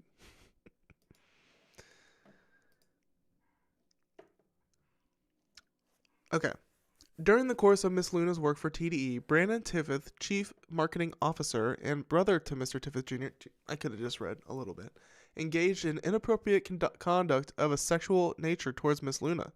On May 22nd, 2020, Miss Luna texted Mr. Tiffeth to ask him to contact her. He responded, after I finish getting this head, LOL. Ugh, Jesus, dude. And she's got the text screenshots. Of course she does. Bless Apple and iMessage. My shit's, you got your shit saved. If you have an iMac, your messages, you're good. If you got a Mac that's connected to your Apple and, you got messages on there, I'd probably find messages from 2020 as well, with using that. So that's crazy, bro. Miss Luna understood Mr. Tiffeth to be stating that he was receiving or was about to receive oral sex. She goes, hit me, he says, after I finish getting this head. On June 18th, 2020, Mr. Tiffeth texted Miss Luna a photograph of a man grabbing a woman by her ponytail from behind while she was bent over and in a state of partial undress, with the angle of the photograph suggesting the man was engaging in sexual intercourse with the woman. So, unsolicited, sexual photos. On January 7th, 2021, Mr. Tiffeth, and this is like a person, like a boss, like a boss to her, right? On January 7th, 2021, Mr. Tiffeth texted Miss Luna a cartoon of a woman with exaggerated buttocks with the caption reading, Big Booty Latina, 2 tears of joy emojis. It's just weird. On January 8th, 2021, Miss Luna... so the day after that weird Big Booty Latina meme he sent, Miss Luna went to lunch with Mr. Tiffeth at the Cheesecake Factory. She parked her vehicle at his residence and they carpooled together in Mr. Tiffeth's vehicle. At lunch, Mr. Tiffeth and Miss Luna discussed her services for TDE, including for Artist A. Mr. Tiffeth ordered alcohol and suggested to Miss Luna that she drink alcohol as well. Miss Luna felt pressured to comply and so drank with Mr. Tiffeth. When they returned to Mr. Tiffeth's residence, Mr. Tiffeth asked Miss Luna to remain in the vehicle with him as he smoked marijuana. Miss Luna does not smoke marijuana and did not partake. However, after prolonged exposure to secondhand marijuana smoke, Miss Luna felt dizzy and asked to lie down before she was ready to drive home. Mr. Tiffeth assisted Miss Luna to a room to rest, where she laid down on the bed. Mr. Tiffeth then left. However, he later returned. Dun dun dun. No, like for real though. Not trying to make light of the sexual assault. It's actually like pretty scary, I bet. Before Mr. Tiffeth re-entered the room, Miss Luna heard his cousin Ron, who was also in the residence at the time, remark, "This is not going to end well, B." Ugh. He's trying to warn him? And he's like, "Nah, bro, I gotta do this shit, bro." Mr. Tiffith then entered the room and lay down next to Miss Luna. He attempted to remove her clothing, partially pulling down her pants and undergarments and attempting to forcibly kiss her. Miss Luna objected, stating, "Brandon, what are you doing?" Mr. Tiffith replied, "Come on, Linda, you know this was bound to happen." Bruh. Under the influence of alcohol and secondhand marijuana, Miss Luna was slow to react as Mr. Tiffith removed his penis from his pants. As she realized what was happening, she attempted to push him away. As Miss Luna struggled to get up, Mr. Tiffith grabbed her by the hand and forced her mouth towards his penis. As his penis contacted her, she feigned sickness, as if she were about to vomit due to the alcohol. At this time, Mr. Tiffith released her and Miss Luna escaped into the restroom. In the restroom, Miss Luna collected herself and then immediately left the residence to drive home. As she left, Mr. Tiffith shouted to her to tell him how traffic was. Okay, that's weird. Miss Luna wanted to forget it ever happened. Later that night, when she was safely at home, she sent Mr. Tiffith a text message about traffic, pretending the incident had not happened and everything was normal. The next day, however, she confronted Mr. Tiffith, telling him that had she not been under the influence of alcohol, he would not have been able to take advantage of her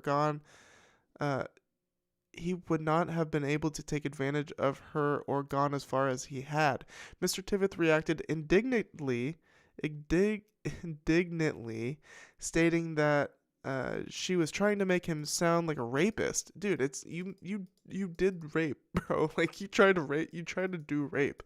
So that's what makes you seem like a rapist. Oh, man, how dumb do you have to be? It really blows my mind. Mr. Tiffith reacted indignantly. Oh, I already read that. She responded, emphasizing what he had done had not been consensual. She pointed out that Mr. Tiffith knew Miss Luna had been in a relationship with another individual since December 19th. So, damn, she's in a relationship. And he knows that. You know, just coloring this fucking situation even more. And that Mr. Tiffith could not reasonably believe she would have consented to his sexual overtures. That is a great point. Let me read that again. So she pointed out that Mr. Tiffith knew Miss Luna had been in a relationship with another individual since December 2019. And she also pointed out that Mr. Tiffith could not reasonably believe she would have consented to his sexual overtures because he knew that she was in a relationship. So here we go. Back to Anthony Tiffith Jr. These are accusations of his sexual misconduct towards Linda Luna, the same person. During the course of Miss Luna's work for TDE, Anthony Tiffith Jr., a.k.a. Musa, engaged in inappropriate conduct of a sexual nature towards Miss Luna. From the beginning, Mr. Tiffith Jr. expressed that he felt his attraction to Miss Luna might affect his ability to work professionally with her, stating in a text that Miss Luna was just too fine for them to work together and that he was scared to work with Miss Luna, wishing that she was more unattractive. So, dude, just like so cringe.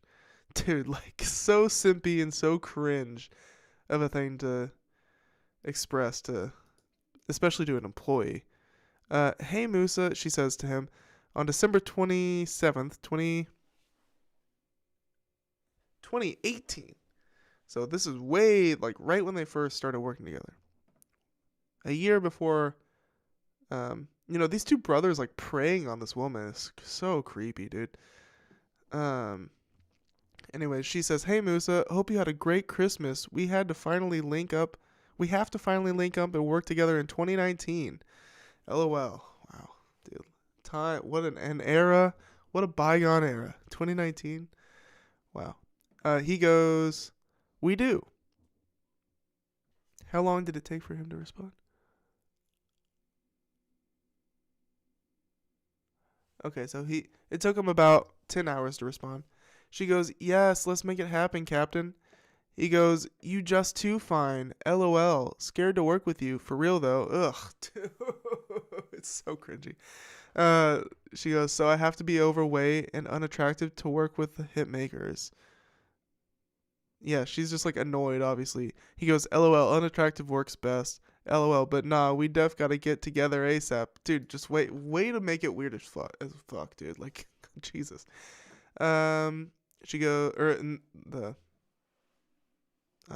re- lawsuit goes on to say, although Miss Luna attempted to jokingly brush off his comments, suggesting she could make herself look unattractive in furtherance of the professional relationship, Mr. Tiffith Jr. persisted, stating, "Can't nothing hide them curves or that face."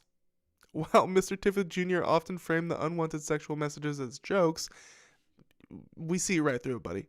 He also remarked to Miss Luna that there was truth to jokes. And the thing is, like, they never... Oh, geez, my daughter's calling me. All right. 1 second. Let me go. Let me be right back. I got to be right back, guys. All right. Sorry about that. I'm back. I promise. I'm going to probably be talking a little softer, so let me boost the audio here. My daughter kind of rustled awake there for a second, but I think she's back out.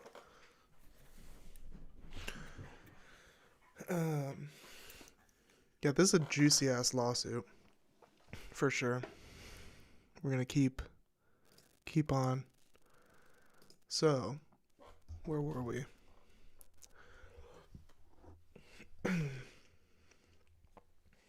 Shout out Instagram. Love y'all. It's late, you know. We're having chill vibes tonight. I'm drinking coffee at midnight. No, 1 in the morning, rather. Which is, you know, a little crazy, but I do it for the YouTube. I do it for the channel. I do it for the Vine. Right? Alright. Sorry for the mouth noises and the coffee drinking, but let's continue.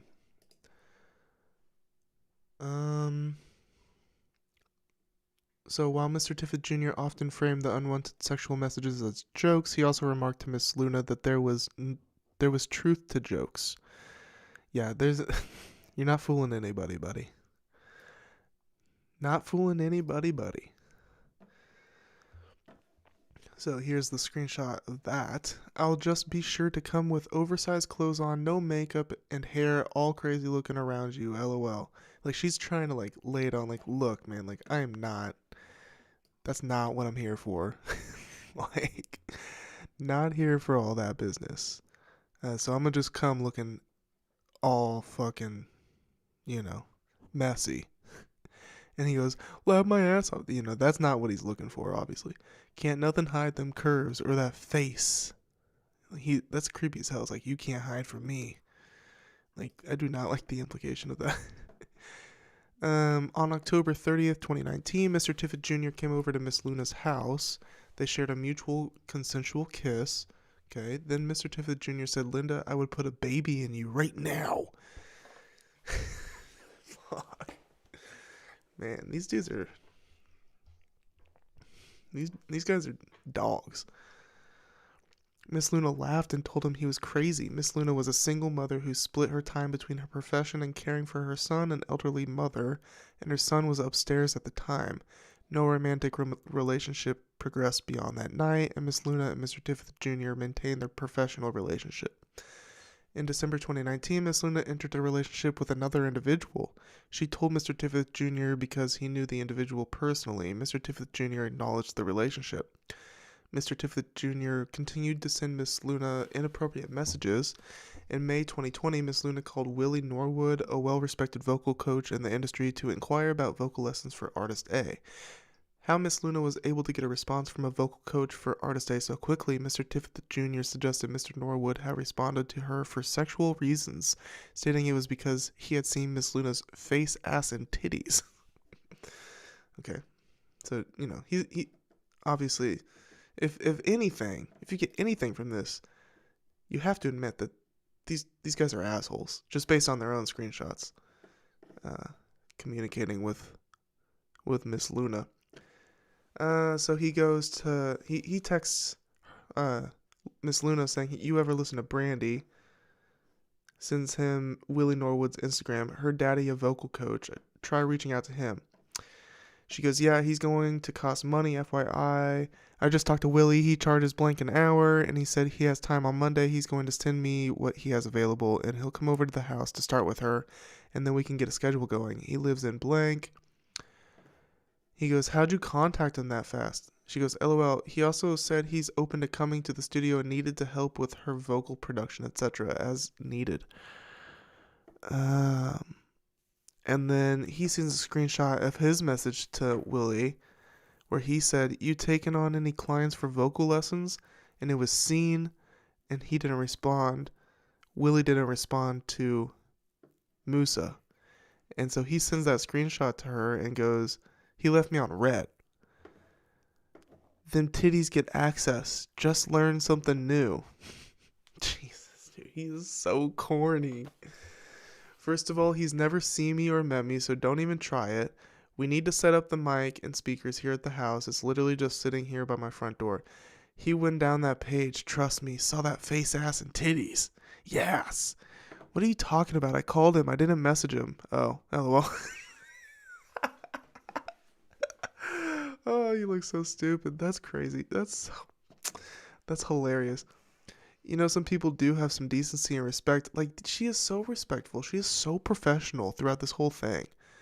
And these guys are just dogs. They're like they're like middle schoolers with like drool. Like they're like drool just like dripping down their fucking cheeks. Like they can't, like, these people, like, oh my God, like, control yourself, bro.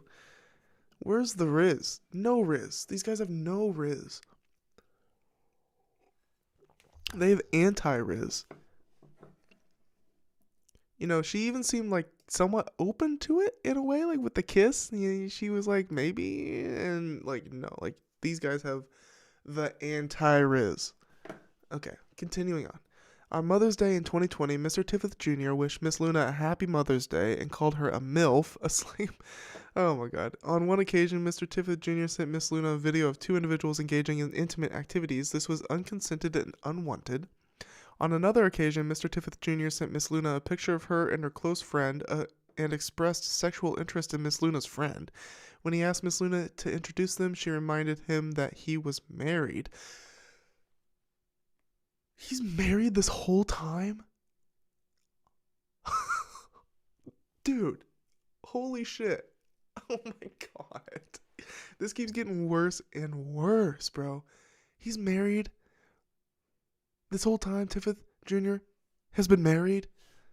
I gotta see that for myself. Hold up. Bruh.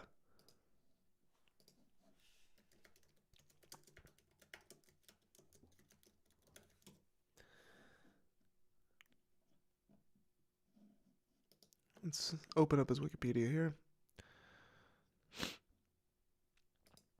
Oh, he doesn't have his own page. Musa doesn't have his own fucking page, man. What the hell? How do I find out this information? I guess I'd just go to his, go to his Instagram.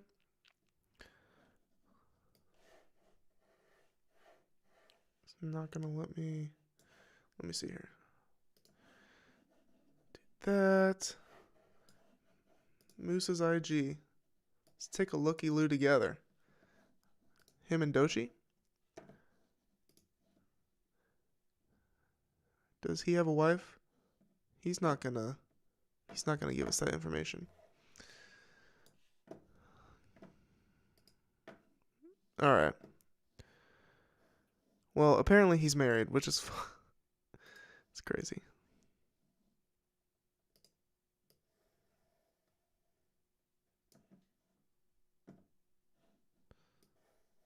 Let me get my shit settled in here real quick.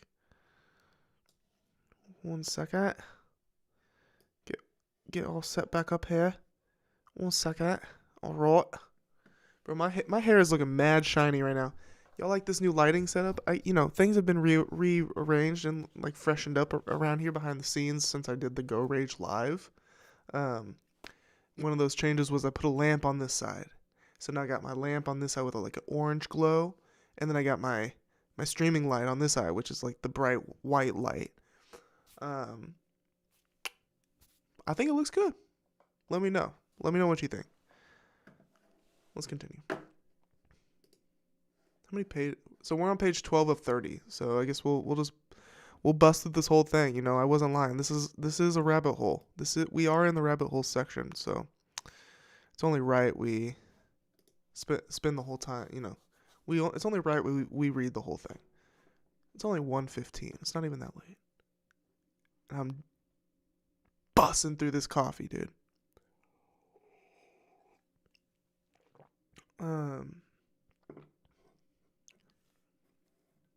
I keep forgetting to grab a lighter because I have an incense here that I want to burn, but all right, let me go grab my lighter real quick. 1 second.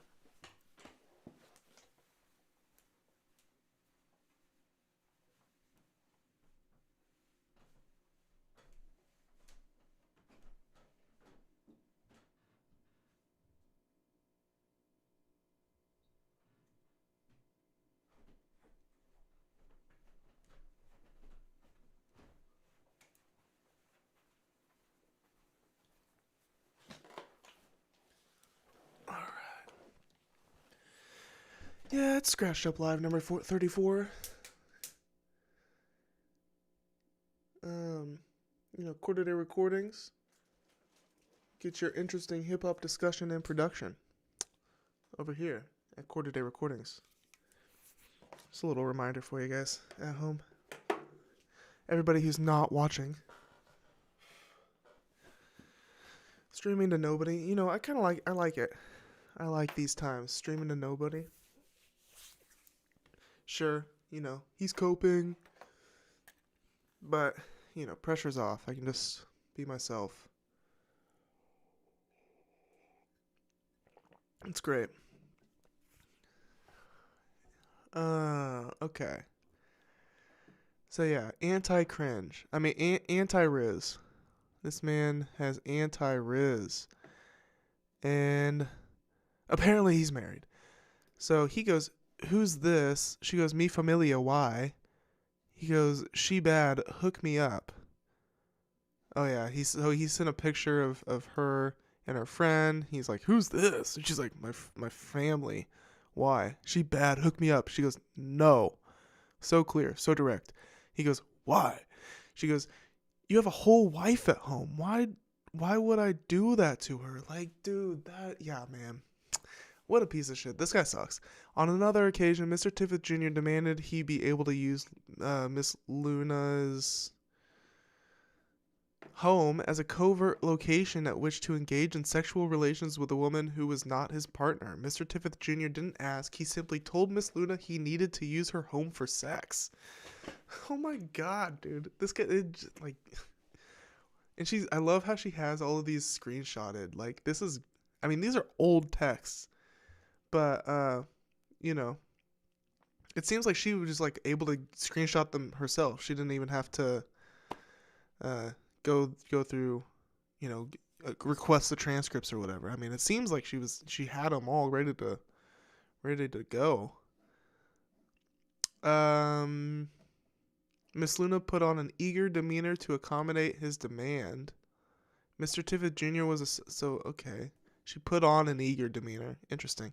Mr. Tiffith Jr. was a significant source of work and as yet unpaid income, and Miss Luna was afraid that if she expressed dissatisfaction or said no, she would lose the opportunity and the money she was owed. Yeah, so he is holding this money over her head, so, you know, and the money she was owed, which she needed to support her son and elderly mother.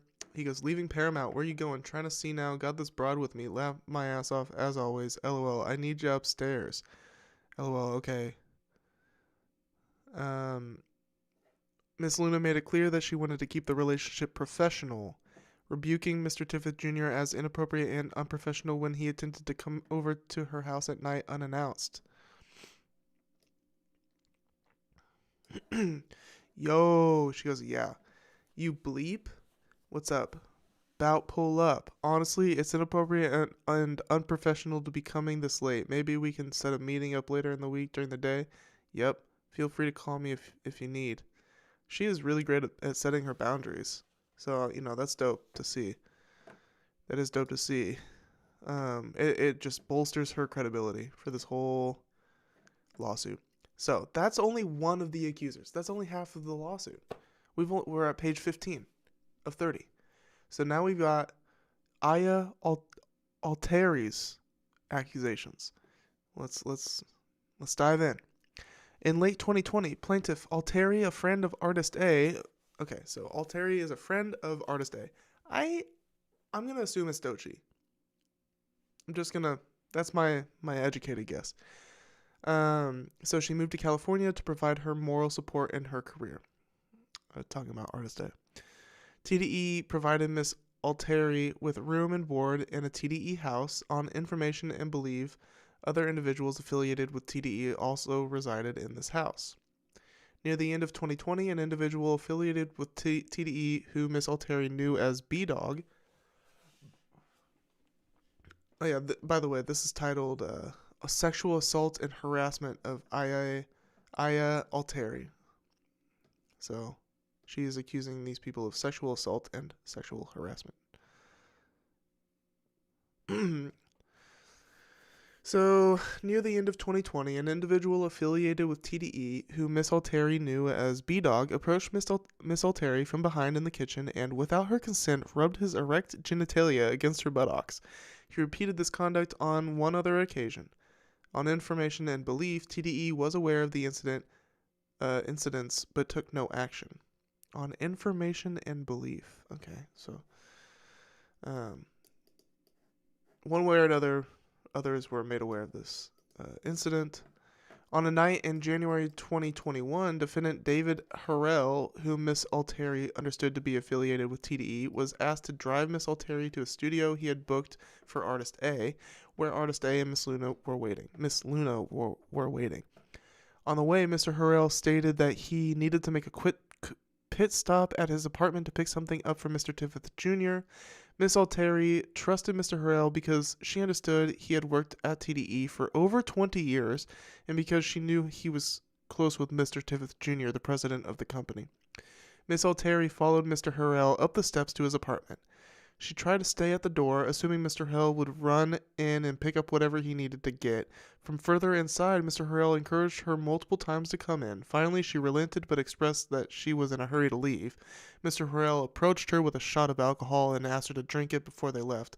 Miss Alteri declined multiple times. Mr. Harrell persisted, telling her to take the shot and reassuring her, stating, "It's fine, we'll leave right after this." On information and belief, Mr. Harrell knew Miss Alteri was under the age of 21. Ooh, she is young. Ooh, okay. That paints this. I mean, this is an older man. How old is he? I mean, he's been working for TDE for 20 years. So he's at least like 35 or 40, right? And she is under 21. Eager to leave the situation, Miss Alteri drank the shot. Within seconds, Miss Alteri's stomach started hurting and she began to feel unusual. She sat in a chair and held her stomach. They're saying that he drugged her? Mr. Harrell sat down next to her and pulled her towards him, attempting to move her onto his lap. She was much lighter than Mr. Harrell, only about 100 pounds, and he easily moved her onto his chair. At this point, reached under Miss Alteri's hoodie, grabbed her inappropriately. So he reached under her hoodie and grabbed her inappropriately. Mr. Alteri yelled, "What are you doing, H. Wood?" Mr. Harrell responded, "Relax, it's fine, just do what I ask." That's like textbook creepy. Mr. Alteri yelled at Mr. Harrell to stop multiple times. At this point, Mr. Harrell started removing Miss Alteri's pants and touching her intimate areas. He then picked up Miss Alteri and threw her onto the bed. And, mind you, again, this is like a boss. It's bad enough like that he's like old and creepy and like so forceful and like this is like unconsensual. But he is also in like a powerful position over her. It just makes it worse. It really just, not that it's not bad enough on its own, but it's just another layer of fucked. So he allegedly picked her up and threw her on the bed. At this point, Miss Alteri was certain he would. So there's a typo here. They did a misspace. At this point, Miss Altieri was certain she would be raped if she did not escape. Without thinking twice, she ran out the door and down the street. As she ran, the following thoughts flashed through her mind. She was in a potentially dangerous area. Her cell phone was disconnected at the time, and she had no idea where to go. She kept running until she found a convenience store. She used a phone to call Artist A and told her H would just try to rape me. Call a lift back to Linda's house now. Damn. Like, this is great that they were, like, so direct. Both of these women seem like to be, like, super, like, direct about what is happening to them, and like, not, trying to justify it in any way. Like, they're just like, yo, like, hard lines crossed, and making it very clear in the moment what has happened to them. I mean, this case feels strong. It's like, this feels pretty rock solid. It just does. Painted with all those. Well, this one, there's no, this is just an account story. We don't have any. I'm not seeing evidence for this yet.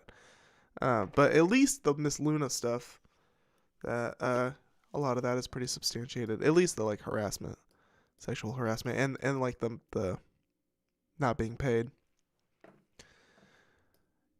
Miss Altieri tried to drink water, but she was increasingly dizzy. So not only did he, like, try and rape her, but he, like, date raped her, or like spiked her drink or whatever, allegedly.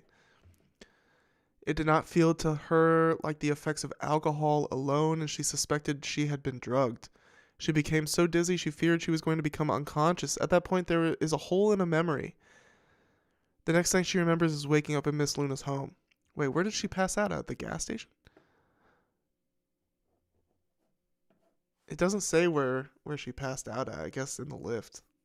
I don't know. Miss Altieri wanted to downplay what had happened because she wanted to protect Artist A's career. However, Artist A insisted on telling Mr. Tiffith Jr. On information and belief, Artist A subsequently informed defendant Brandon Tiffith. Miss Altieri expected that TDE would take steps to ensure Mr. Harrell was not in the same location as Miss Altieri, but Mr. Harrell continued to perform his work around Miss Altieri. Yeah, these people, you think that they're gonna try and, like, control a situation like that? You're mistaken. Like, they don't give a fuck. Clearly, obviously, as evidenced by this, but it doesn't. It's pretty obvious how they're gonna treat this. I mean, I'm not gonna lie, I would expect a little bit more decency, but, like, I'm not too surprised. He pretended like nothing had happened. Miss Altieri was disgusted by TDE's response to the incident and decided to cut ties with the company shortly thereafter. Damn, so she left. Good for her. Meeting between TDE execs Miss Luna and Artist A. On January 28th, 2023, Miss Luna and Artist A met with Mr. Tiffith Jr. and Keaton Smith, TDE's general manager.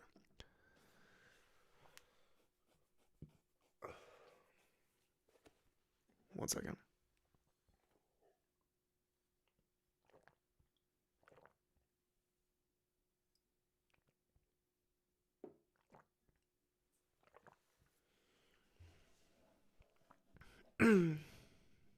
We're doing good out here, right? Stream doing good. Mics are on. Cameras work. Very good. So the meeting began as a discussion about TDE and Artist A's mutual expectations about the professional relationship. Miss Luna was in attendance as Artist A's co-manager. Artist A recorded the conversation. Mr. Tiffith Jr. encouraged her to record, stating, "If you're going to record, then record. Hey, press record on your phone, man." Artist A responded, "We've been recording. We're good." So that's smart. During the meeting, the conversation turned to Artist A's dissatisfaction with TDE. Both TDE execs began discussing Artist A's career. Mr. Smith stated, "Character is all we have in life. That's the most important thing." Mr. Tiffith Jr. followed up, "Do you dispute that?" Following the statements about character, Miss Luna interjected, raising various instances in the past she believed showing the negative character of TDE's execs, employees, and affiliated individuals. Miss Luna, this is particularly interesting to me because TDE has built a rep around with Kendrick Lamar as just like a good yeah, I mean, the character, TDE's character is really like a big part of their brand. They're, not necessarily like squeaky clean character, but just like they have a lot of perceived integrity, right? As a business, signing artists with integrity, releasing albums with integrity. They don't really fuck around. So this is like super damaging to their image. It really is. It really is like a peek behind the curtain that they most definitely did not want the public to see. Guarantee it. But I mean, if this is them, like, fuck it, dude. Like, we gotta know. I do not feel bad reading this because we have to know as the fans. Like, I'm giving them money. We're giving them money, just like any other corporation. At this point, so if this, oh shit, I'm getting a ring a ding ding. I'm getting a ring a ding ding. I gotta send a message real quick. I gotta let her know I'm streaming. Wifey called.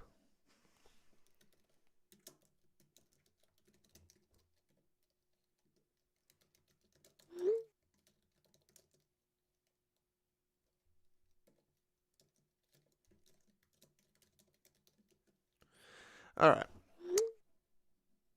Continuing on.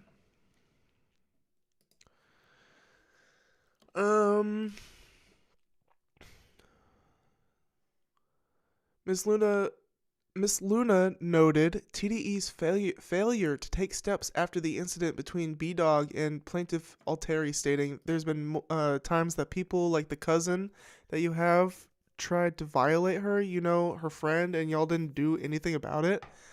So, people know about that incident. It seems obviously like the people close to Artist A are going to know about it because it was her friend that happened to. So, the girls, they got each other's backs here. There's been times that people like okay, we read that. Miss Luna noted an incident between another individual, Artist 1, who she understood was a TDE artist, and Artist A, in which Artist 1 engaged in unwanted sexual overtures towards Artist A, stating, and there's times that Artist 1 tried to fuck her. When pressed, Artist A interjected to elaborate, stating, he tried to break into the room and I wasn't in there. If I was in there, he would have came. Artist A became emotional and on the verge of tears, stated that she felt TDE execs did not treat her like a human being. Wow, dude, I really want to know who Artist A is. Holy shit. I mean, if she's still with them, like, is it just... We just need to find out if Artist A leaves TDE or not. If they left TDE, it could be anybody. I don't know. But if they're still on TDE, it's gotta be Doji. Miss Luna jumped into the conversation again, stating that Artist A doesn't feel protected because of the things that have transpired with her friend, where H Wood tried to almost. Artist A then interjected, H Wood tried to rape Aya Alteri too. This referred to the incident between Defendant Harrell and Plaintiff Alteri. On information and belief, Defendant Brandon Tiffith was informed about this incident shortly after it occurred.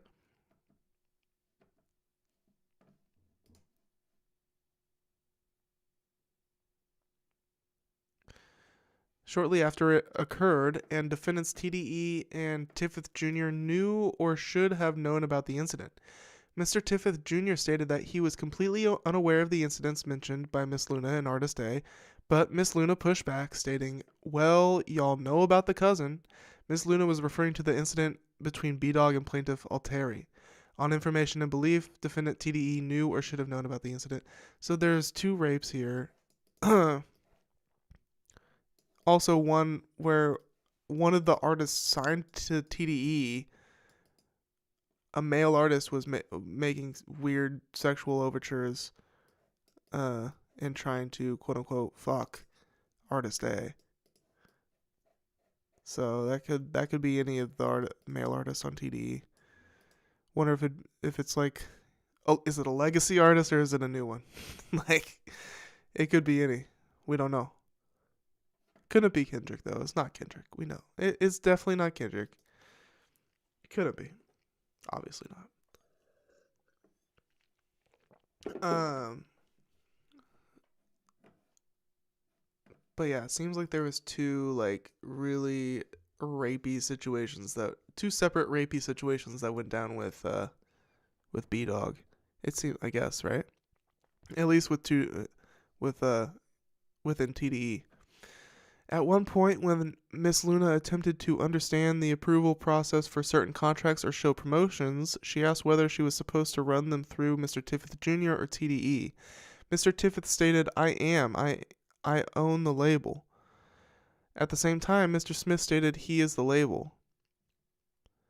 Mr. Tiffith Jr. confirmed there was no distinction between him and the label and that there was no other approval process other than direct communication with Mr. Tiffith Jr. A few minutes later into the conversation, Mr. Tiffith Jr. accused Miss Luna of having sex with multiple individuals affiliated with TDE. And when we're talking about B-Dog in Hollywood, referring to the incidents with plaintiff Alteri, you've had sex with my brother. At this point, both Miss Luna and Artist A interjected loudly and both disputed that Miss Luna had sex with defendant Brandon Tiffith. Yeah, I mean, just classic, like, just making up lies that like, just classic middle school behavior. Yeah, bro, I definitely slept with her. And just, like, running with it. Like, all the guys believe it, bro. Just classic middle school behavior. Like, what is this, man? This is so childish. Miss Luna stated, voice raised, No. I have never had sex with Brandon, ever. Mr. Tiffith Jr. responded, You've never done anything sexual with Brandon? Miss Luna retorted, voice raised, No, your brother violated me when I was drunk. And your fucking cousin was there. Do not go there with me, Musa. You were fucking crazy that I would fucking sit here and fuck another guy. Mr. Tiffith Jr. knew that at the time of Mr. Tiffith's assault, Miss Luna was in a relationship with another individual. At this point in the conversation, Mr. Tiffith Jr. tried to interrupt, but Miss Luna continued, No. And mind you, all of this is recorded. They have all of this whole meeting recorded. She goes, You're not about to do that to me. You're throwing fucking allegations. On God, on my son. I've never fucked your brother in my life. He did violate me when I was drinking with him. At this point in the conversation, an argument ensued. Miss Luna expressed her anger at the way TDE had treated her on the basis of her perceived sexual partners. You just literally attacked me with saying that I fucked your brother when I never had. No, you need to literally shut that shit down because y'all talk about me in the office like I'm a fucking whore, and I'm not. Artist A interjected to confirm TDE's treatment of Miss Luna. Miss Luna continued, I'm a 45-year-old woman who has a college degree, who worked hard to be where I'm at. I don't need my daddy to bring me where I'm at. I don't need TDE. I'm where I'm at because of me. And that seems to be true as fuck. I mean, you know, clearly she's a hard worker. I mean, she's out here working for, like, no money. All right. When Mr. Tiffith Jr. tried to interrupt, Miss Luna raised this as an industry-wide issue. You don't know what women go through in this industry. Miss Luna broke down in tears at this point, and Artist A consoled her. Crying, Miss Luna continued, You're not about to do that to me. I ain't never fucked Brandon, bro. He violated me. I ain't never fucked your brother, bro. On God. Man, I feel bad for her. I mean, they're just pushing her to the brink here. Later in the conversation, Miss Luna confronted Mr. Tiffith Jr. about his perpetuation of the false narrative that she had attempted to have sex with Brandon Tiffith. Specifically, Miss Luna had heard that Mr. Tiffith Jr. was telling other TDE employees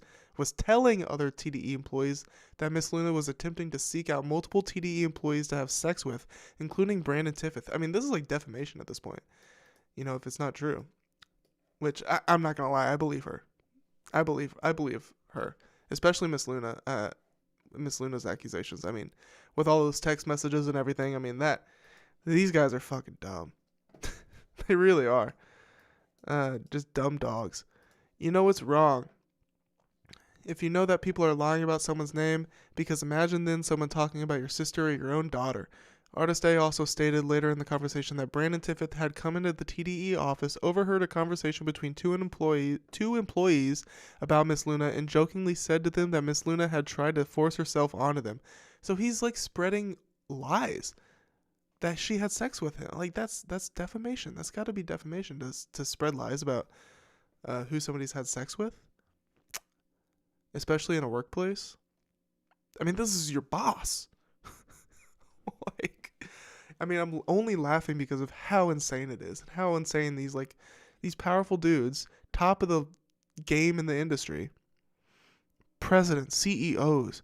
They should be at the highest standard of professionalism. Treating their own employees like this, it's just disgraceful. Where are we at?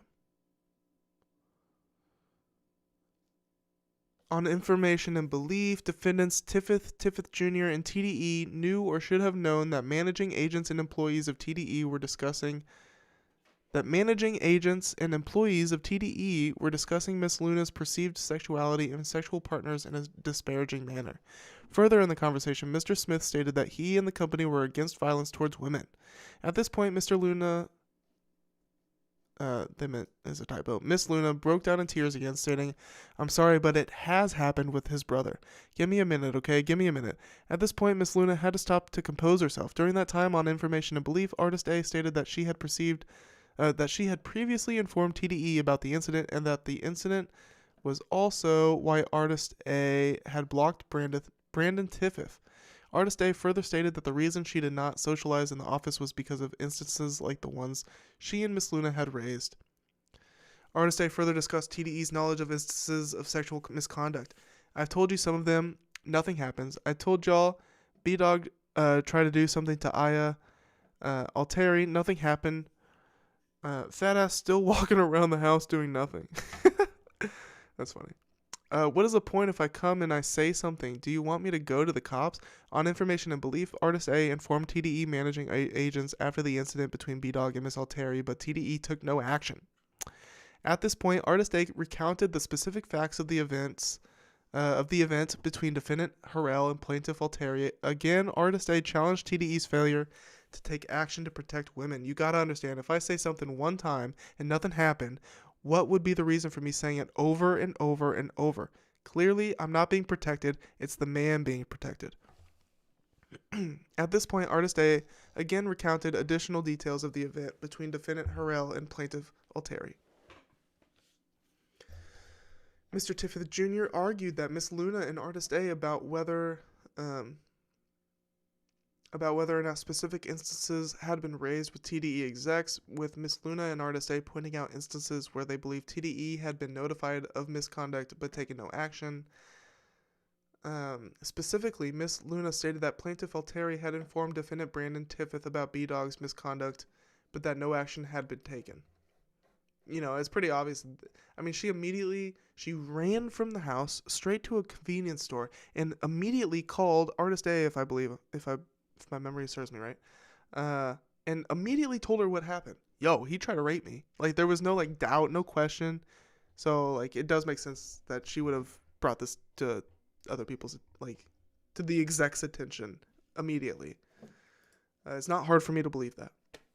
Mr. Tiffith Jr. admitted at this point that he had been informed about something related. So he goes on to admit it. That's good.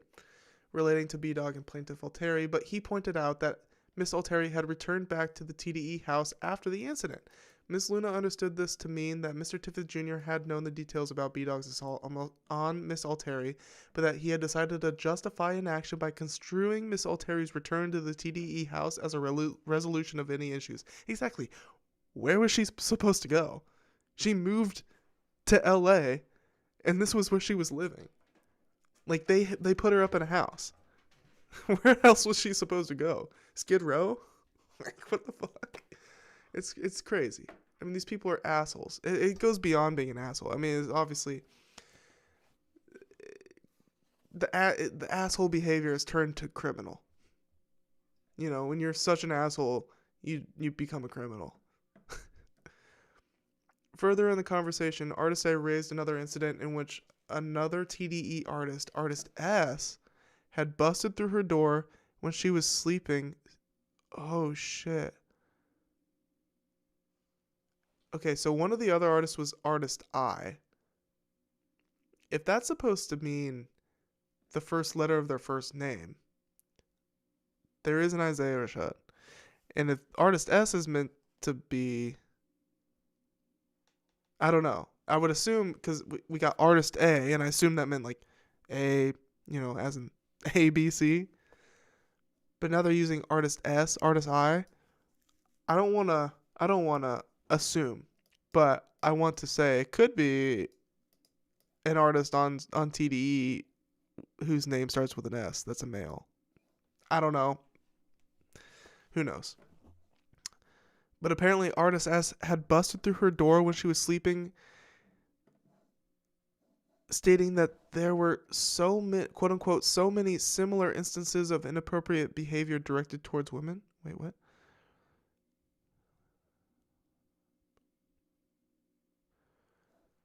Okay, so she's saying that that's an inappropriate behavior directed towards women. She also stated that artist I had, without consent, sent her a picture of his penis and videos that were sexual in nature. Dude, bro, who? Okay, so at the beginning of this, I said the artists weren't involved. Taken aback now. Wow, artist I sending pictures of his penis to her? Oh man, please release the names. Please unredact the names. Holy shit, we have to know. We have to know. Miss Luna interjected, recounting that artist I had offered to pay artist A's bills if he could watch artist A engage in oral sex with another man. Artist A recounted that artist I had also wanted her to watch him engage in sexual acts with another man. Also wanted her to watch him engage in sexual... Oh my god, dude. It is Isaiah Rashad. It's Isaiah Rashad. Holy shit, bro. So then, now I'm left wondering, does artist A mean that A is the first letter of this artist name? So what tipped me off that this is Isaiah Rashad is that he was outed as bi earlier this decade, and she's alleging that he wanted her to watch him engage in sexual acts with another man. Artist Isaiah Rashad. I mean, am I wrong? I don't think I'm wrong. Artist A stated that instances like this are why I don't feel safe, why I don't feel like coming into the office. That's why I act the way I act. It's not an attitude, it's protectiveness. The TDE executives and Mr. Smith in particular stated multiple times that they took such incidents seriously and did not condone such conduct. But Mr. Tiffith Jr. also made statements diminishing the accounts of Miss Luna and Artist A. Mr. Tiffith Jr. repeatedly cautioned against bringing personal sexual relationships into the workplace and referred to the discussion about the incidents as high schoolish. That's rich coming from Anthony Tiffith Jr.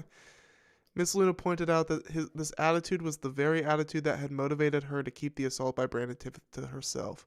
During the conversation, Mr. Tiffith Jr. clarified that Miss Luna's pay for any brand deals that were reached as a result of Miss Luna's efforts would be negotiated directly between her and Artist A, and TDE would have no involvement. Miss Luna understood this arrangement to be separate from the existing 10% management agreement between her and TDE. Nearly 3 hours into the meeting, Miss Luna expressed that she needed to know what TDE intended to do now that they knew about Brandon Tiffith's misconduct, emphasizing again that Mr. Tiffith took advantage of her while she was drunk and that the encounter was non-consensual. Mr. Tiffith Jr. brushed off the question.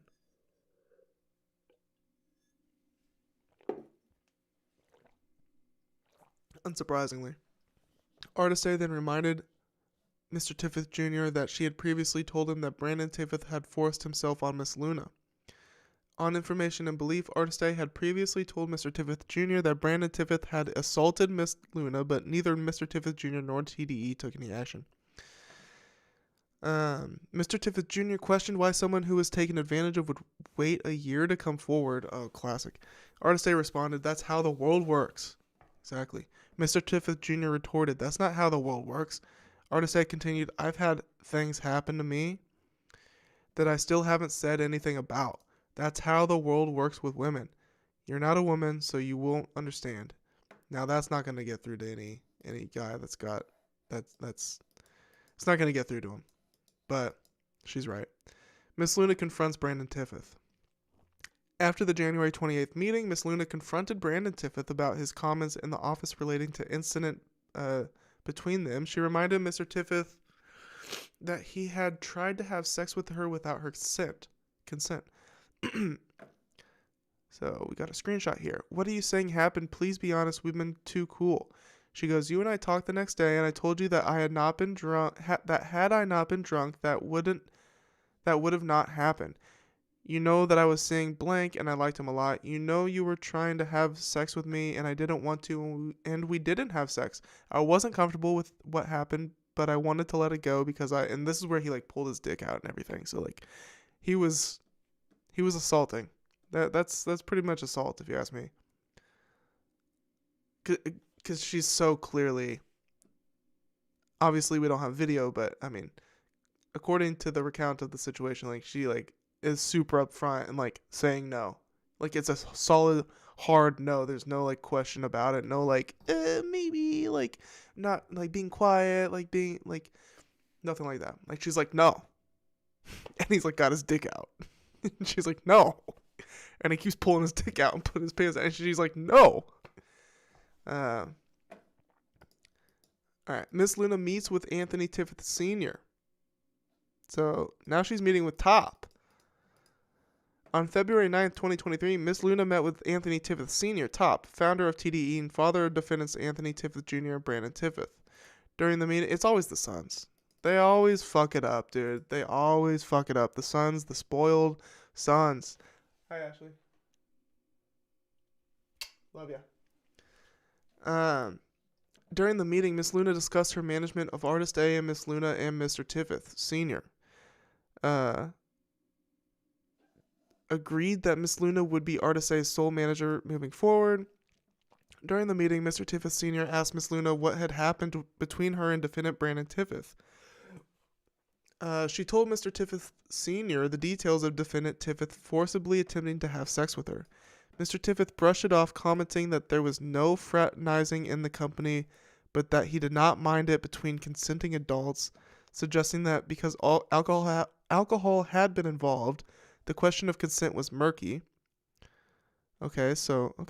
But alcohol notwithstanding, Miss Luna had been unequivocally clear in refusing Mr. Tiffith's advances, and Mr. Tiffith had been unequivocally forceful in attempting sex despite Miss Luna's attempts to stop him. Still, she did not correct Mr. Tiffith because he was at the very top of TDE hierarchy, incredibly influential in the industry, and she believed exerted a great deal of control over Miss Luna's professional future. Artist A signs a multi-million-dollar deal. In March 2023, Artist A signed a deal with Warner Records for a multi-million-dollar figure. Artist A told Miss Luna that per her agreement with TDE, TDE was responsible for paying 10% management fee to Miss Luna. TDE never paid Miss Luna the management fee.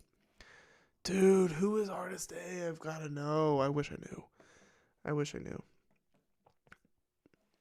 TDE reveals plaintiffs' names in a public statement. So this is where they add on to the original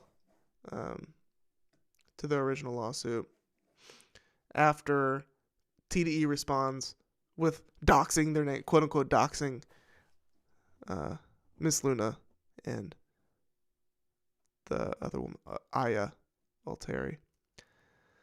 Plaintiffs initially filed this lawsuit under the pseudonyms Jane Doe and Jane Roe, fearing for their reputations and safety if their names were publicly revealed. On information and belief, defendant TDE released a public statement to multiple news outlets on February 1st, 2025 through a rep stating this was a shakedown lawsuit by Linda Luna and Aya Alteri, thus revealing plaintiffs' names to the public. Since her identity was revealed, Miss Luna has received multiple harassing messages from third parties, including the following, quote, lying, ugly, weird-ass bitch, tears of joy emoji. I hope you get R-worded and murdered, and I hope your family, he said killed, I don't know, R-worded and killed, and I hope your family died of cancer to the eyes, weak, biatch, tears of joy emoji. I hope you ugly dog dies, you lying stupid mutt C-word, look how ugly you both are. I hope you burn alive, Jesus Christ. The messages included a photograph of Miss Luna and her dog from her personal social media account. All right, another one.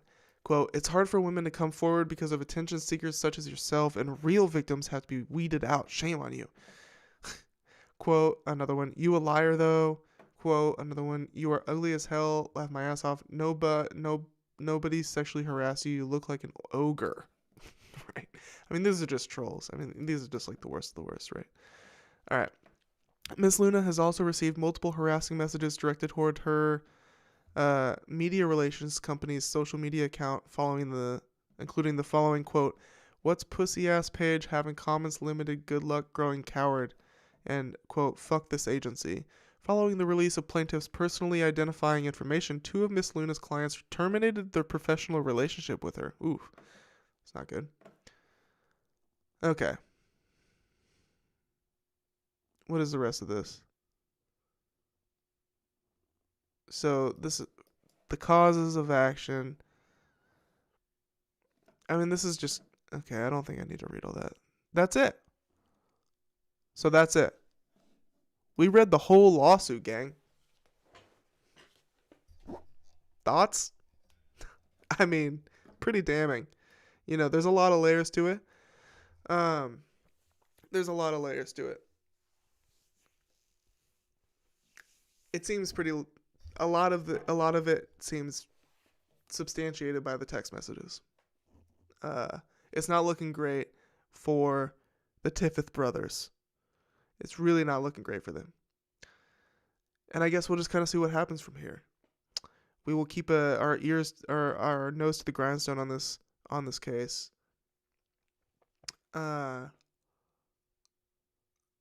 yeah, the veneer is starting to crack for TDE, and that is a good segue for the whole into the whole Kendrick Lamar executive producing Playboi Carti's new album. It's a complicated situation, that one, because I'm not gonna lie, the music is fucking awesome. All right, the music is awesome, but with that being said, Playboi Carti himself is he's an abuser. We can say that he is an abuser, and we're gonna go over at least some of the accusation, or at least the main accusation against him, where he choked his pregnant girlfriend. Long-time girlfriend, was pregnant at the time. He choked her, pushed her to the ground. Cops were called. She gave a statement to the cops, and we got that video to review of her statement. I mean, it was on the top of the page of Hip Hop Head's Reddit last week, at the drop of this album. But the thing is, Kendrick, he's executive produced this abuser's album, and even though it is very good, but Kendrick fans, they some of them at least, they look at him as as morally righteous in a way. Kendrick raps on a pedestal, at least that's some of the perspective. That's the prevailing perspective of Kendrick Lamar, is like, oh, he raps from morally high place, right? But he's obviously given statements on that, and he told us he's not our savior. He told us that, right? So here he is on an abuser's album. It's not the biggest crime in the world. I'm not from Kendrick's perspective. Playboi Carti's crimes are pretty fucking bad, but I do have some music of the week, and maybe I should hit that first, because we'll start with projects. It's relevant, trust me, guys. I know it's a weird pivot, but we're gonna hit this, and then we're gonna review Playboi Carti's the video, the police video cam footage of his ex-girlfriend describing what happened. But before we get into that, let's do a quick music of the week, just quickly. I gotta say, y'all, so we're gonna get into it, but the album of the week for me personally, hold up, I know, anticipation.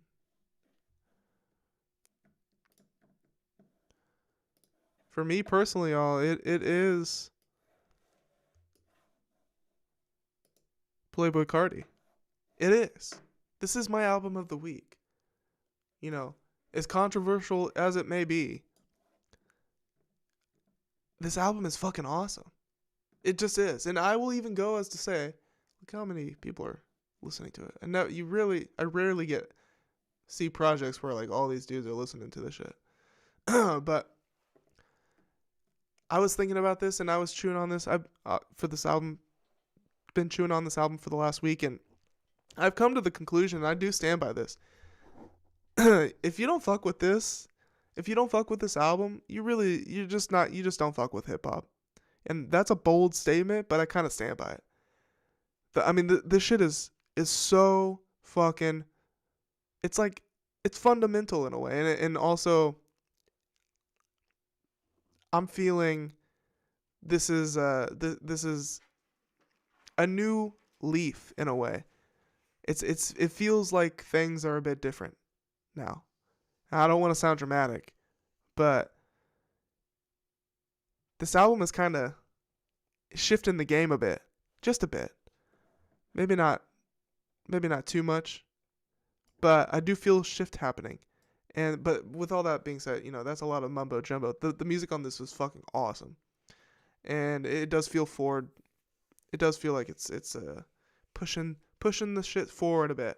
All right, so I think, and I listened to it and I'm like, damn, the thought that is like prevailing in my head when I listen to this album is, dude, if you're not fucking with this, regardless of Carti's shitty behavior and abusive behavior, regardless of that, putting that aside, separating the art from the artist, this shit is fucking great hip hop. And if you're not fucking with this, you just don't fuck with hip hop, man. Like, it's kind of as simple as that. It really is. I mean, fuck, man. Number 3, I read today, third biggest hip hop streaming debut of all time. I don't know how much these streaming stats really matter these days, but sounds impressive. Shit, I don't know. So that's my one project of the week that I want to shout out. Not counting music that came out today, just like the last couple weeks. And then we'll do some songs of the week real quick. So this one on the new Clipping album, Code.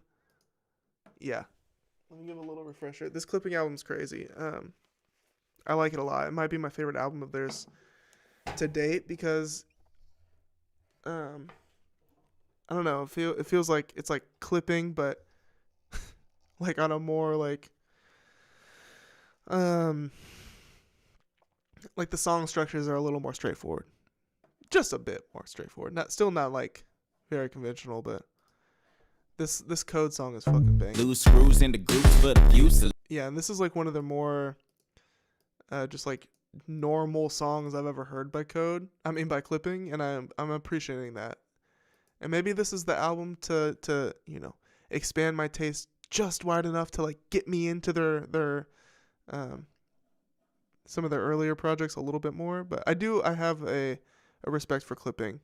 I don't fuck with all of their songs, and some of it is pretty campy and corny in a way, but it's definitely raw, and it's definitely intense, and I respect it.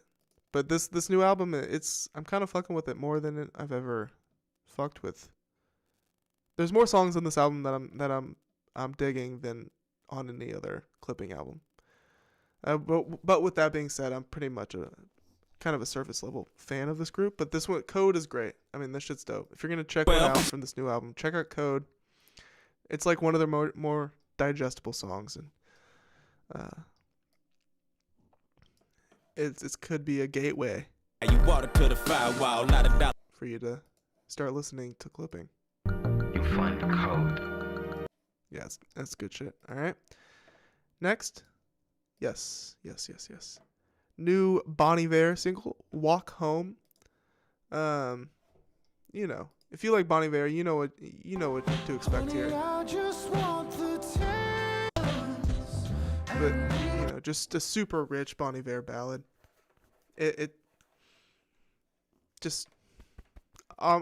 I really appreciate Bon Iver, and I'm glad he's still out here making these quality projects like this.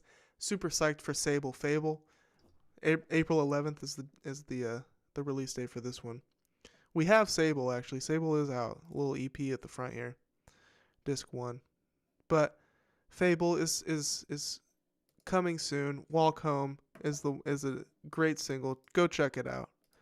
I do want to check out. I mean, I do want to shout out Mojo Jojo specifically from the Playboi Carti album. There's a lot of songs on here that I'm really putting in my rotation recently, but this is one of the first that stood out to me on my first listen through. With the Kendrick ad-libs, you know, I knew Kendrick had a feature on here, but when I first listened to it, I thought it was before I realized Kendrick had executive produced the whole thing. And I was only aware of one Kendrick feature. So I heard this, I'm like, dude, Kendrick did ad-libs on this song too? And then you go on a little bit, and then he's on Backdoor, and then he's on Good Credit. I'm like, bro, he's all over this thing. I'm like, and that's when I was like, dude, this is way more than I thought it was. This Carti album. All right, and then last song, like I said, a quick music of the week segment here. Last song I want to shout out, Split the Bill by Boldy James and V Don. 34 for the Raiders. Boldy's just ripping through this, dude. Boldy's ripping through this entire song. Posting on the burial, serving blow in the school. Just like nonstop. He like barely takes a breath through the whole thing. It's really impressive. Great block where niggas get shot just for looking at me, mean mugging. Ain't nobody smart. It's just bars, bro. And that's what you get from Boldy. You know what to expect from Boldy, but you know, I say you know what to expect, but he still comes with it fresh every time. It feels like, you know, he's got his formula down pat, but it's not stale to me. It's not getting stale. Boldy, keep it coming, Boldy, please. Keep all these projects coming. I mean, he's damn near dropping like 1 or 2 projects a month. The output is nuts. The output is nuts from Boldy. But yeah, so Carti, he got my album of the week. He got it. All right. He secured that. All right. I'm not too ashamed to admit it because the music is too good to ignore. I can't cap. Okay. And because of that, we're going to review Playboi Carti's Crimes. All right. Now, this was already on my to-do list because of the album drop, but it ended up the police footage ended up getting on the top of Hip Hop Head's Reddit after I had written down review Playboi Carti's Crimes in my notes or whatever. A couple days later, the police footage of the accuser is at the top of the Reddit page. I'm like, perfect. So there's my source, bro. But before we get to watching the video, let's read the fader here. Playboi Carti charged with felony aggravated assault after he allegedly choked his pregnant girlfriend. And this was on Valentine's Day 2023. So he faces 2 charges, including felony aggravated assault, stemming from a December incident where the rapper allegedly choked his pregnant girlfriend. Okay. Per the arrest affidavit obtained by TMZ, the alleged assault stemmed from a dispute over a paternity test. An argument ensued, and Carti allegedly grabbed the victim by the throat and choked her.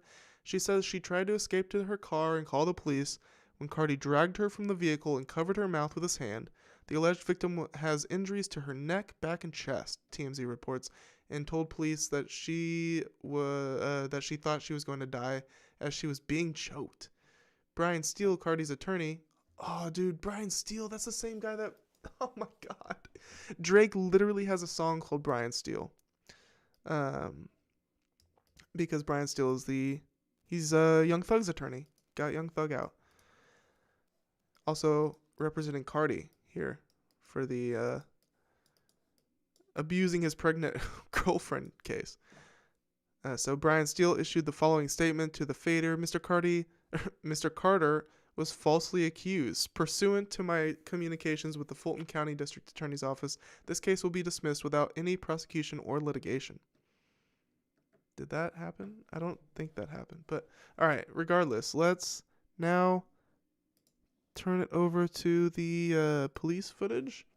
I think we can do that now.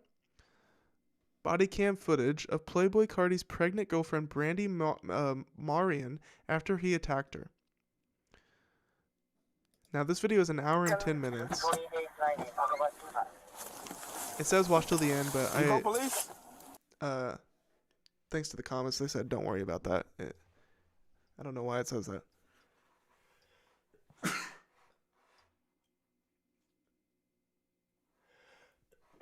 All right. Let me go refill my water really quick. I'll let this start, and then I'll come into it. I'll be right back. I'll be right. Thank you. To everybody who's not watching, because there's literally nobody watching right now. A person that lives here and the people that work for him. And Do you live here? Okay. But as soon as I called, they fled. So. In what car? Actually, I am gonna pause it. I don't want to chair react. I'll be right back. All right, Instagram. I'm peacing y'all out. Instagram, going offline on Instagram. Thanks for sticking with me, y'all. Love ya.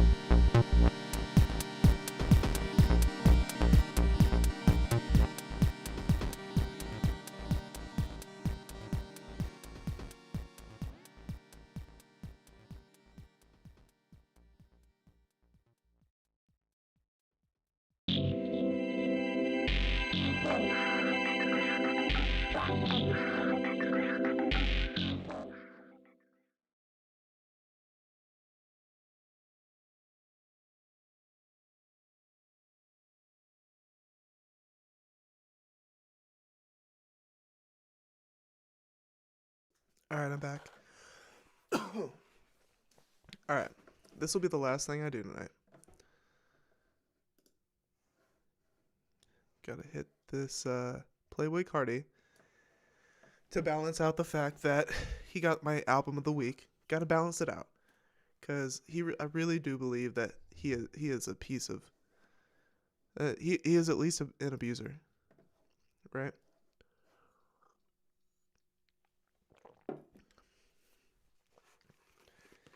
His pregnant girlfriend. He choked his pregnant girlfriend out. That's some Vori levels of shit. Which I was actually thinking about Vori today. I was thinking about Vori. I'm gonna have to do a Vori checkup. Alright? I was thinking about this today. It kind of hit me in the shower. It was like a shower thought.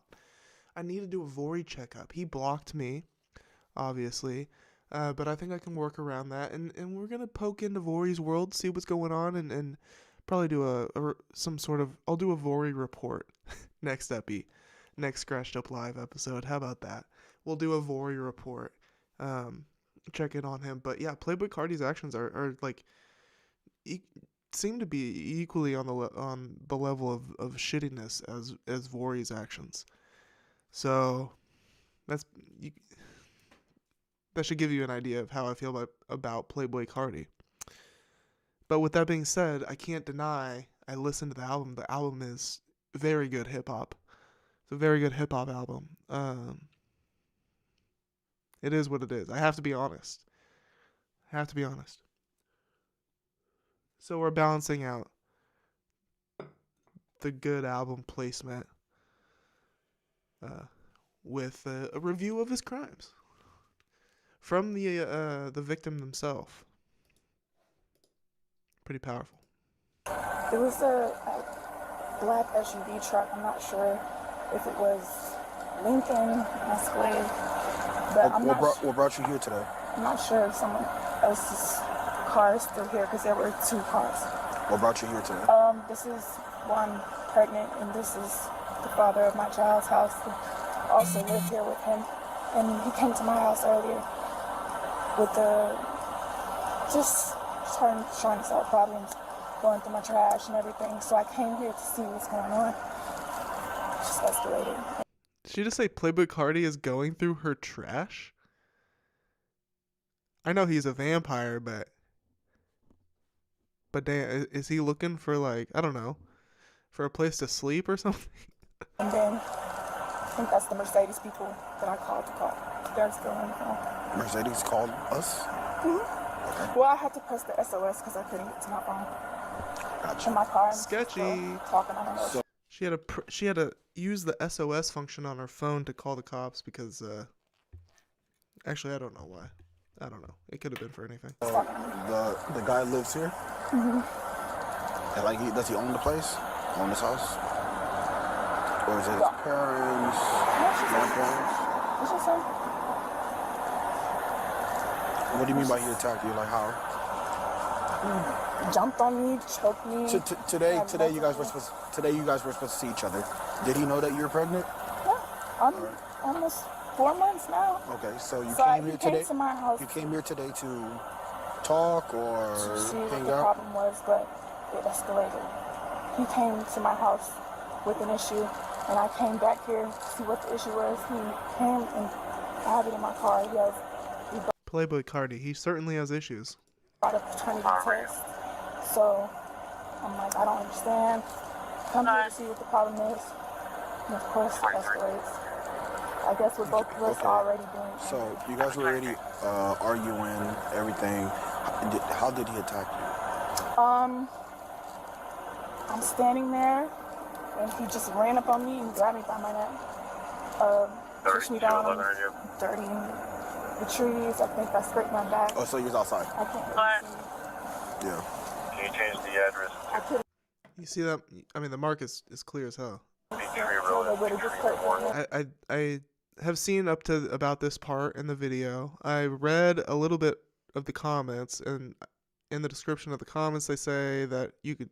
I think she shows the bruises around her throat and her neck as well. Up on a tree and dirt, all of that, and then I get up, try to get into my car, and then had someone else come and pull me out of my car, covering my mouth when I press the The other dude was a. So that's her describing how one of Carti's employees, possibly a woman, held her down with their hand over her mouth, trying to prevent her from No, it was calling cops. Right?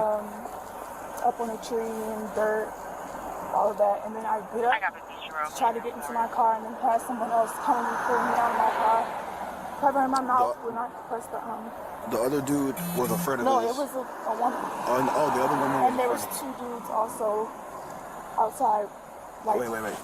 There's the guy, the father, a girl, and 2 other all people. people that work for him. People that work for him. Okay. What does he do? I don't even want to mention what he does, Why not? just because it's just gonna escalate. Do you have his information, like a picture, date of birth, full name? Yeah, but it's just hard because they always like hold it against me, like, oh, you really want to ruin this person? Like, It's not holding it against you if he attacked you. I know, but it's still like a part of me that's just like, this is my kid's dad, and it's hard, you know? I understand. You know, Carti is having a big moment right now, career-wise. Huge, obviously. Number 3rd, biggest hip-hop debut on streaming in history. I think there's going to be, and it's pretty easy to predict this, but I think there's going to be a big fall from grace that happens in the future for Carti. I don't know when, and I don't know how or why. Maybe it'll all stem from this, or maybe something else will happen. But that's my quarter day recording. That's my quarter day prediction. We're gonna start making quarter day predictions out here on quarter day recordings. That's my quarter day prediction of the epi. Another famous quarter day prediction was, I don't trust Tony Busby, and look how right I was about that. So, track record going good so far.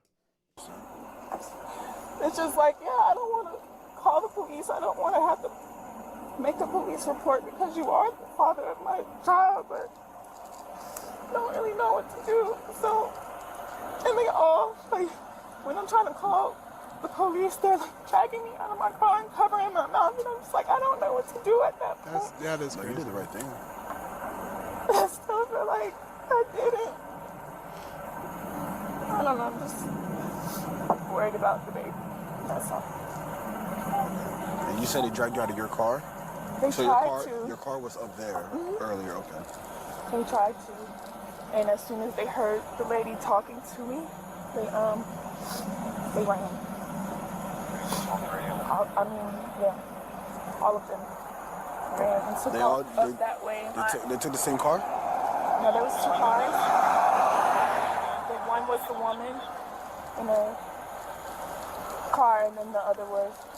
Were they both black cars? Get me to 100,000 subscribers. Hey, can I talk to you? How you doing?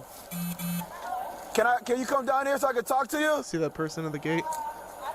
See them right there? Very small, but they're there. Okay, well, you can still come down when you have shoes. Sure. I don't have shoes. This is like a really nice cop, by the way. I gotta say. See, just like coming off very empathetic and kind-hearted. Can you come down here so I can talk to you? Okay, well, you can still come down when you have shoes. Oh, that's so funny. Oh, okay, well, you could still come down when you got shoes. Like, nicest cop ever, bro. Sure. I don't feel right. No, I understand.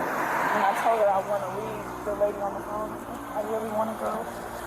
But she's the one that's helping them, so it's just like...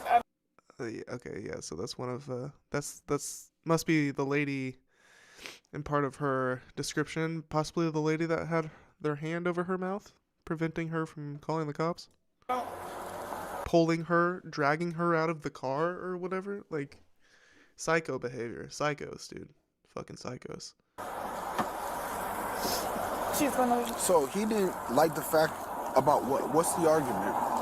The child? The argument is the child. Yes, but is there anything about the child that you brought up? Like, He doesn't believe the child is his, so... okay, were you guys, What an asshole, dude. Oh, yeah, we read it. It was over a paternity test. He's trying to... Oh, man, dude. Not trying to take care... Trying to skirt responsibility for his... Taking care of his kids, like his future, you know, his unborn child. And if it's not his, you know, I'm sure she's got proof that it's his, first off. I'm sure she knows. Yeah. relationship? Stupid. Where are we? Where are you guys? Dude, like, just horrible, irresponsible, shitty behavior, man. But on top of, you know, literally choking her. No, while knowing she's pregnant. Regardless if the baby's his or not, she's pregnant. That's an indisputable fact. You guys in a relationship? He's the only person I've been with for over 2 years, so... Were you guys in a relationship? Yes. Okay. I just want to clarify that part because if you guys are in a relationship, you know, it gets even worse. She kind of looks like him. They kind of look alike. Okay. But I wanted to say, me coming here definitely escalated the problem. Well, yeah, you come in here, escalated whatever was before today. Yeah. All right. And he knew you was coming, correct? Yeah. All right, give me one quick He second. let me know he was coming. Okay. Yeah, so apparently she got in a physical altercation with her baby daddy, boyfriend, really. So he came here. He already knows she's pregnant. She came so they can talk about something, right? And apparently he attacked her. So he, you know, shoved her in the neck. And her car was up there. He has people that he works for. People that works for him. So there was a lady, which I just saw her. The lady dragged her out the car, like covered her mouth and dragged her out of the car, like have a fight. She has bruises on her back. Shout out to this cop, for real. Not like, I mean, just he's taking her seriously, and I fuck with that. You know, I like that. Good police work so far from this guy. The POV here. Her neck is red. He's recounting the situation accurately, based on her story. Good shit.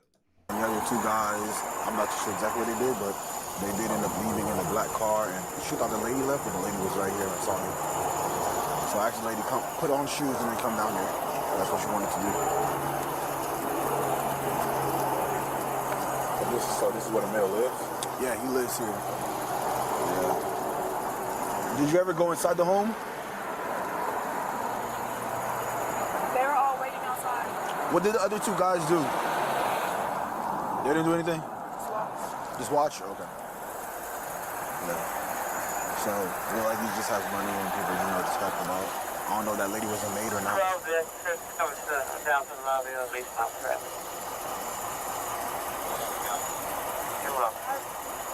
This is gonna be. You're not gonna be around. It's okay. She ain't gonna do nothing to you. You know. Just regardless. Well, I'm gonna have to lady hear what she coming has to down? say too. All right. Oh yeah. It's more comfortable sitting in the car if you do it. So the other lady comes down. It's the lady that No, we could talk to her together. put her hand over her little mouth and help dragged her out of the car. Hello, how you doing, ma'am? I'm fine. What's going on? I don't know what's going on. What did she tell you? No, what do you want to tell me? I don't have anything to tell you. Was she ever up there? Yeah, just like. What did she tell you? So I know what not to say. Parked in there? Was she ever at the top? Mm-hmm. She came up once. She knows she's guilty, bro. Something here. This is a fucked up situation, man. God. What, inside the gate, correct? Yeah. How did she leave outside the gate? I don't know. Were you outside when she was outside? Yeah. She drove her car. When she drive to the gate, You saw her outside? Yeah. All right. The guy who lives here, what's his name? Huh? What's the guy who lives here name? What is her complaint? Don't worry about it. I'm talking to somebody. What is his name that lives here? Huh? What is his name that lives here? You need to have his name. He doesn't own the house, so. Man, what is his name? He doesn't own the house, so like you investigating the house? I'm asking his name. Well, I'm trying to figure out what's the problem. I've been in the house with painters. I'm trying to figure out what's going on. I manage it. You manage it. Mm-hmm. Who owns the house? Somebody overseas owns the house. You don't know his name? No, the guy. You're making it hard. You know that, right? No, I'm not trying to make anything You hard. are. What is his name that lives here? You mean the guy that owns the house or the guy that lives here? I'm trying to just understand what question you're asking me. So Just the old rigmarole. A classic rigmarole. That's what I call this. with the lady, what's going on with her? Why does she feel like she had to call police? I don't know. She subjected you to. She said that you. She's not. I don't know. She's She's not. Dude, this lady just is like.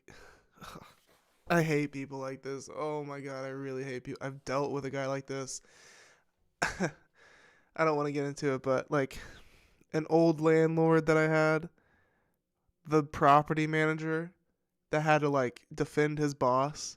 I came to him with some really serious accusations and shit, and he was acting like this. No damn right he was lying. Like we both knew he was lying and shit. Like this is just like classic playing dumb. Ugh, fucking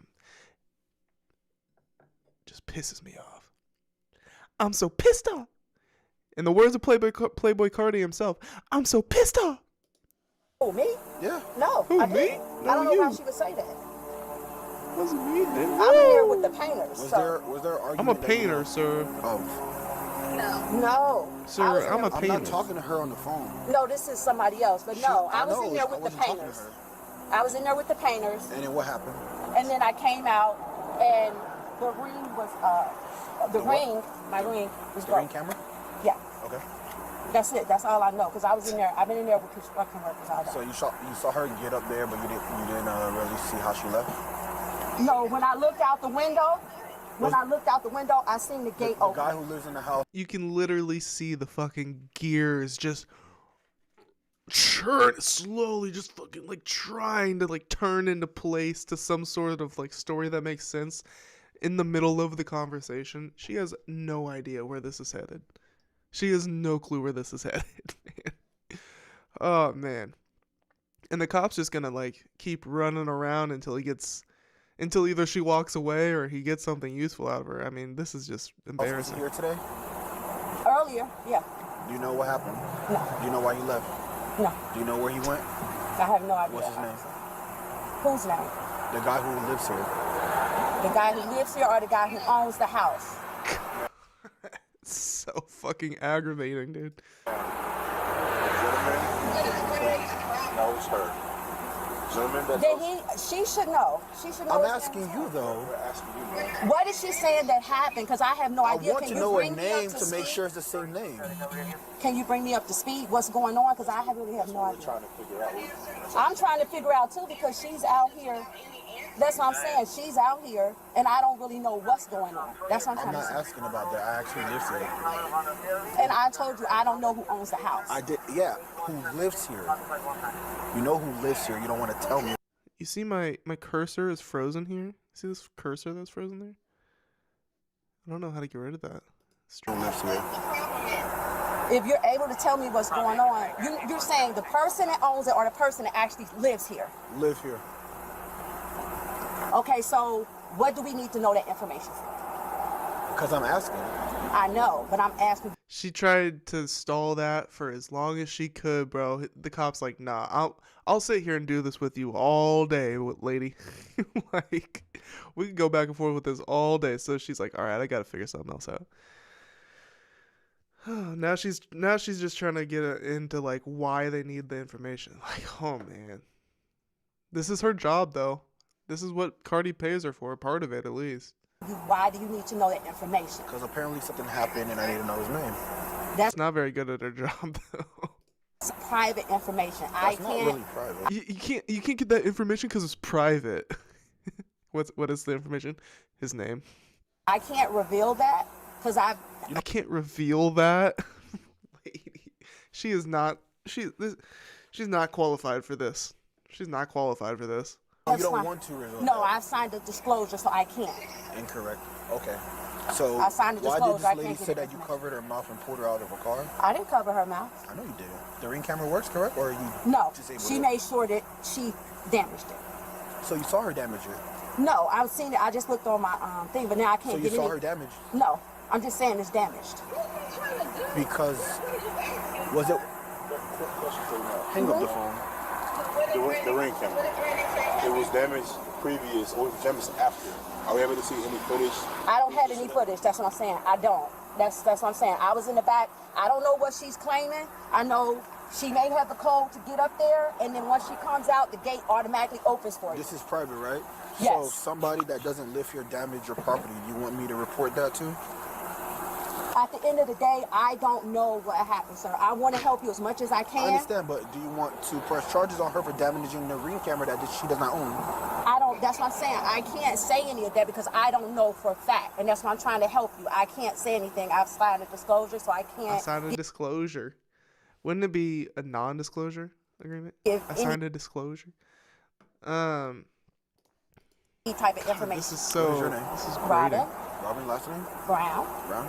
Okay, and you're doing construction here? Sorry, painting. Yeah. Mm-hmm. Okay, well, it looked like there was an altercation here with this young lady and the person who lives here, and I want to just know exactly what happened. She said you were involved, and I want to know from your point of view what happened. No, I don't know what she was talking about. I came out. Have you ever seen her before? Yeah. In the house? She's come here before. Okay, in the house, correct? So basically, does she have a relationship with the person who lives here? That's between, I don't know that.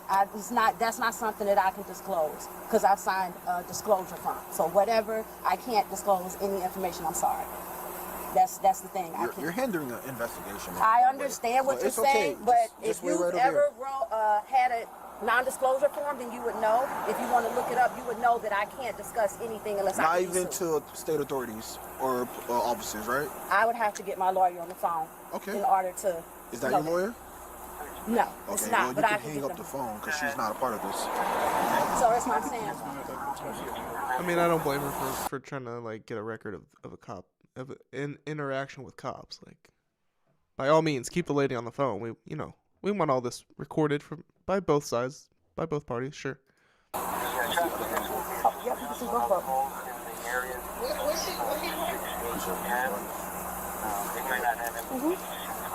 One might be able to clear that information. Give me 1 second. What'd you see?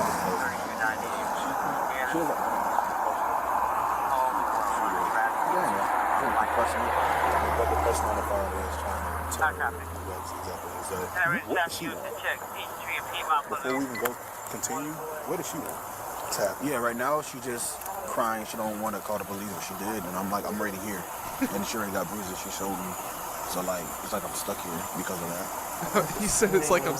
He said it's like I'm stuck here, bro. Yeah, they're like, yeah. I mean, who would want to deal with this? This is a mess. I'm gonna ask you what she wants me to do, but if anything, 17. Well, as well, it's not anything. Just regardless, it's gonna be 17 because but their like relationships. I have to still raise DV, although. Correct. Yeah, and raise the supervisor.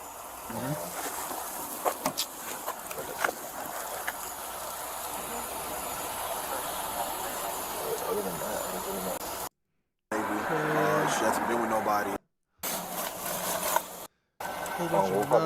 Working on the house, which is like a painter. Put that in the report. So then they're gonna corroborate stories. Bada bing, bada boom. Go. Oh, my bad. No, you're good. Yeah, I'll let you know if I need you. So other lady goes back into the house. I mean, you did call me out here, and I already have footage of your neck being bruised and your back. I never saw the neck being bruised footage. But, obviously take their word for it. I mean, yeah. You called us because you needed help, all right? Now, if we don't want to press charges, that's okay, but at least... I thought she did press charges, though, right? Yeah, he was charged. Oh, yeah, by the way, this is just a side note. Dallas rapper Yella Beezy charged in murder. He was accused of capital murder, or charged for capital murder. So there goes Yella Beezy. I didn't know too much about him, but, I listened to him here and there. Carti was charged for this incident, by the way. We have a paper trail of his name on a report, just in case this ever does happen again. So they ended up getting his name. Would I be able to file a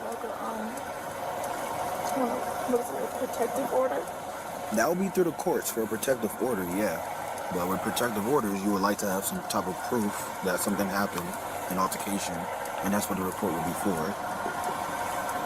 I can't get over how much she actually looks like Playboi Carti. Like, they have the same exact face structure and everything.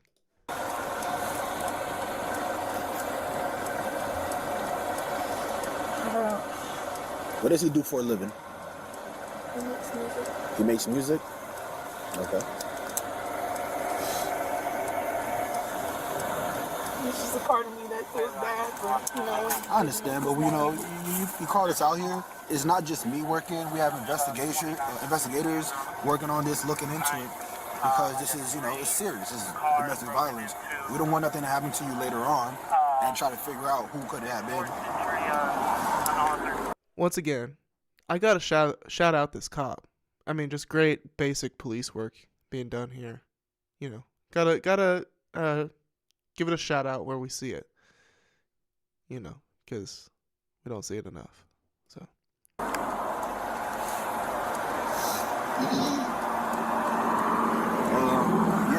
Yes, there is the lady that she said dragged her out the car.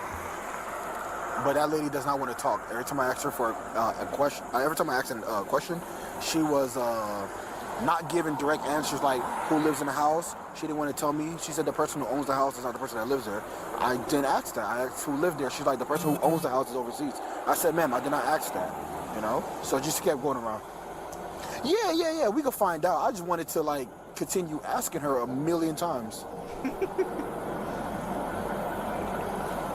It's a house what's this that person looks doing? perfect. See this goblin out here, crouching in the shrubbery. Fine on the outside. The lady, Oh, he's just doing the fucking Christmas lights. Oh man, he's working in front of this mess. That's crazy. Who did not want to give the person who lives here name?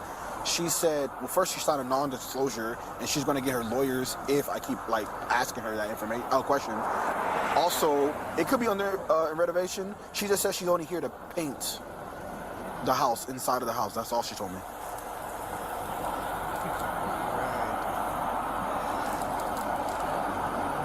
You know she's Yes, 4 of them. much more of an evolved personal assistant type of figure for Playboi Carti. That's my assumption, at least. I mean, I'm sure she was there to facilitate the painting of the house, but you know, I'm sure she does all sorts of stuff for Playboi Carti, including, you know, standing in front of the cops for him and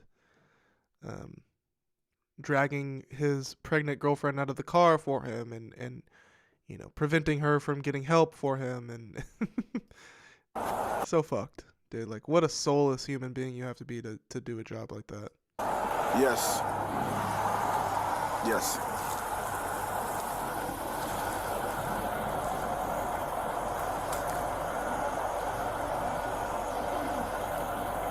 The girl.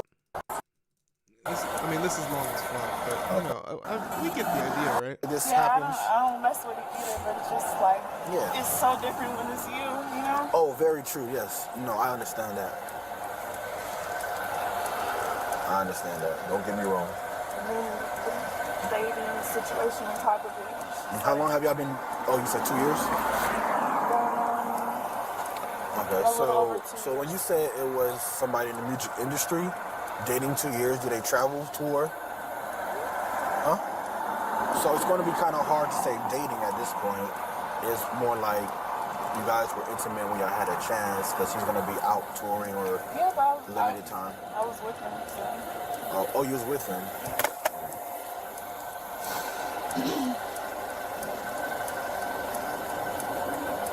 And how do you guys meet? Social media, living in the same city too. Oh, Atlanta. I think I just got a... Oh, Atlanta. He goes, oh, Atlanta. How did you meet? Oh, social media, just living in the city. Oh, Atlanta. God, the city of... I don't know. What do they call Atlanta? Dude, I think I see the bruises on her neck. I don't know. Maybe it's shitty quality video, but it looks like bruises. Let's see if I can catch it.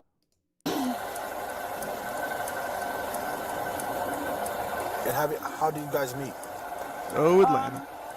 Social media, living in the It's hard to tell. same city too. But okay, I think I can see. Can you see?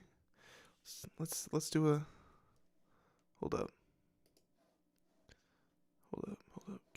Can I hit it with a? Here we go. So we're gonna take a screenshot here of the neck. I think I see the finger sized bruise marks. I have nothing to hide in my files here, but you know, it's kind of embarrassing pulling up my fucking files, my file names and shit. All right, wait, where'd it go? Let's see. Let's do a little. I don't know. What do you guys think?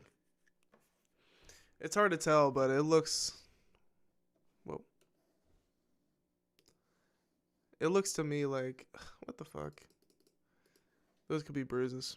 Finger-sized bruises. Right there, you see that? At least one, possibly two. Yikes, you guys. Yikes. That's the doing of Playboi Carti, folks, allegedly.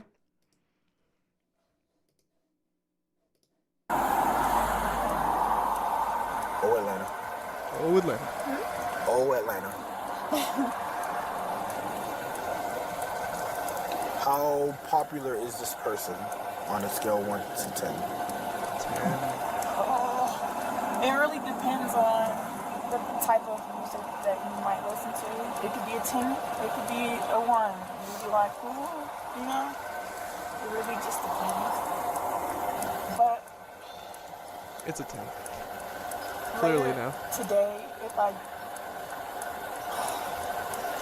just like my mind's all over the place. Yes. I want to say later today, if I do want to come and tell you your name, can I do that? Of course, yes. So we kind of know what happens from here. She does end up pressing charges. See if anybody else comes down or anything. Where you probably didn't want it to go, but at the same time, that's how it works. Like when people bring police into something, we can't just pretend like we didn't see what we saw, because it falls back on us. Okay? I just want you to understand that part. What do you think is happening? Nothing really. We just want to ask a few questions. No, I'm not talking about with the investigator. I'm talking to you. Just saying, you just said now it's escalated to me. No, I bet you didn't want to, because like you said, you didn't want to tell me his name. You didn't know what to do, right? Mm-hmm. So what I mean by it's being escalated to a point where you didn't want to escalate it to, most likely I would have took down whatever you told me, the information that you provided, and we would have been gone by now. You know, I meant escalated because I see. I don't know, folks. Pretty much substantiated that he did this. Did he ever pay for this? Like, whatever happened to? Per the arrest affidavit obtained by TMZ, the alleged assault stemmed from a dispute. Okay, we already read this. I mean,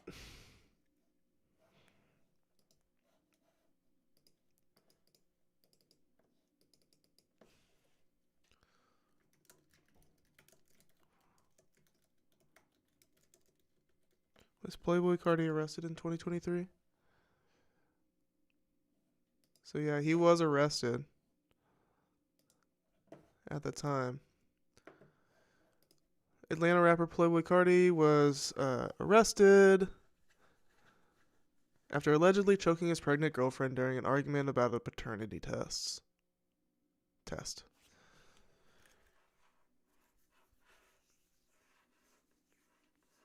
Oh yeah, and that's where we get this famous mugshot.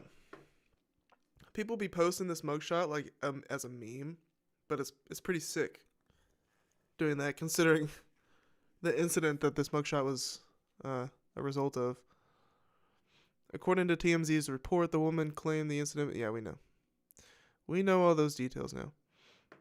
Oh, here we go. His ex, Iggy Azalea, indirectly tweeted about the incident. Imagine having a pregnant girlfriend and pretending they don't exist until it comes out you like to abuse them too, and rarely visiting your actual son. Oh yeah, they have a son together. Holy shit. And rarely visiting your actual son unless it's because you're running from whatever problems you got going on in Atlanta and the press with your serial abuse of women. Man, that's pretty harsh. Anyway, I'm having an actually amazing day. Karma's real. Treat the people you love well. Happy Valentine's Day. So she's like tap dancing on his grave at that time, but I mean, now he's back and better than ever, right? And Brian Steele, his lawyer at the time, said that he was falsely accused, which I am led to believe that that is bullshit. But what do I know? Right? I'm just some kid, right? No, I'm actually 29. What do I know? I'm just some old guy on the internet.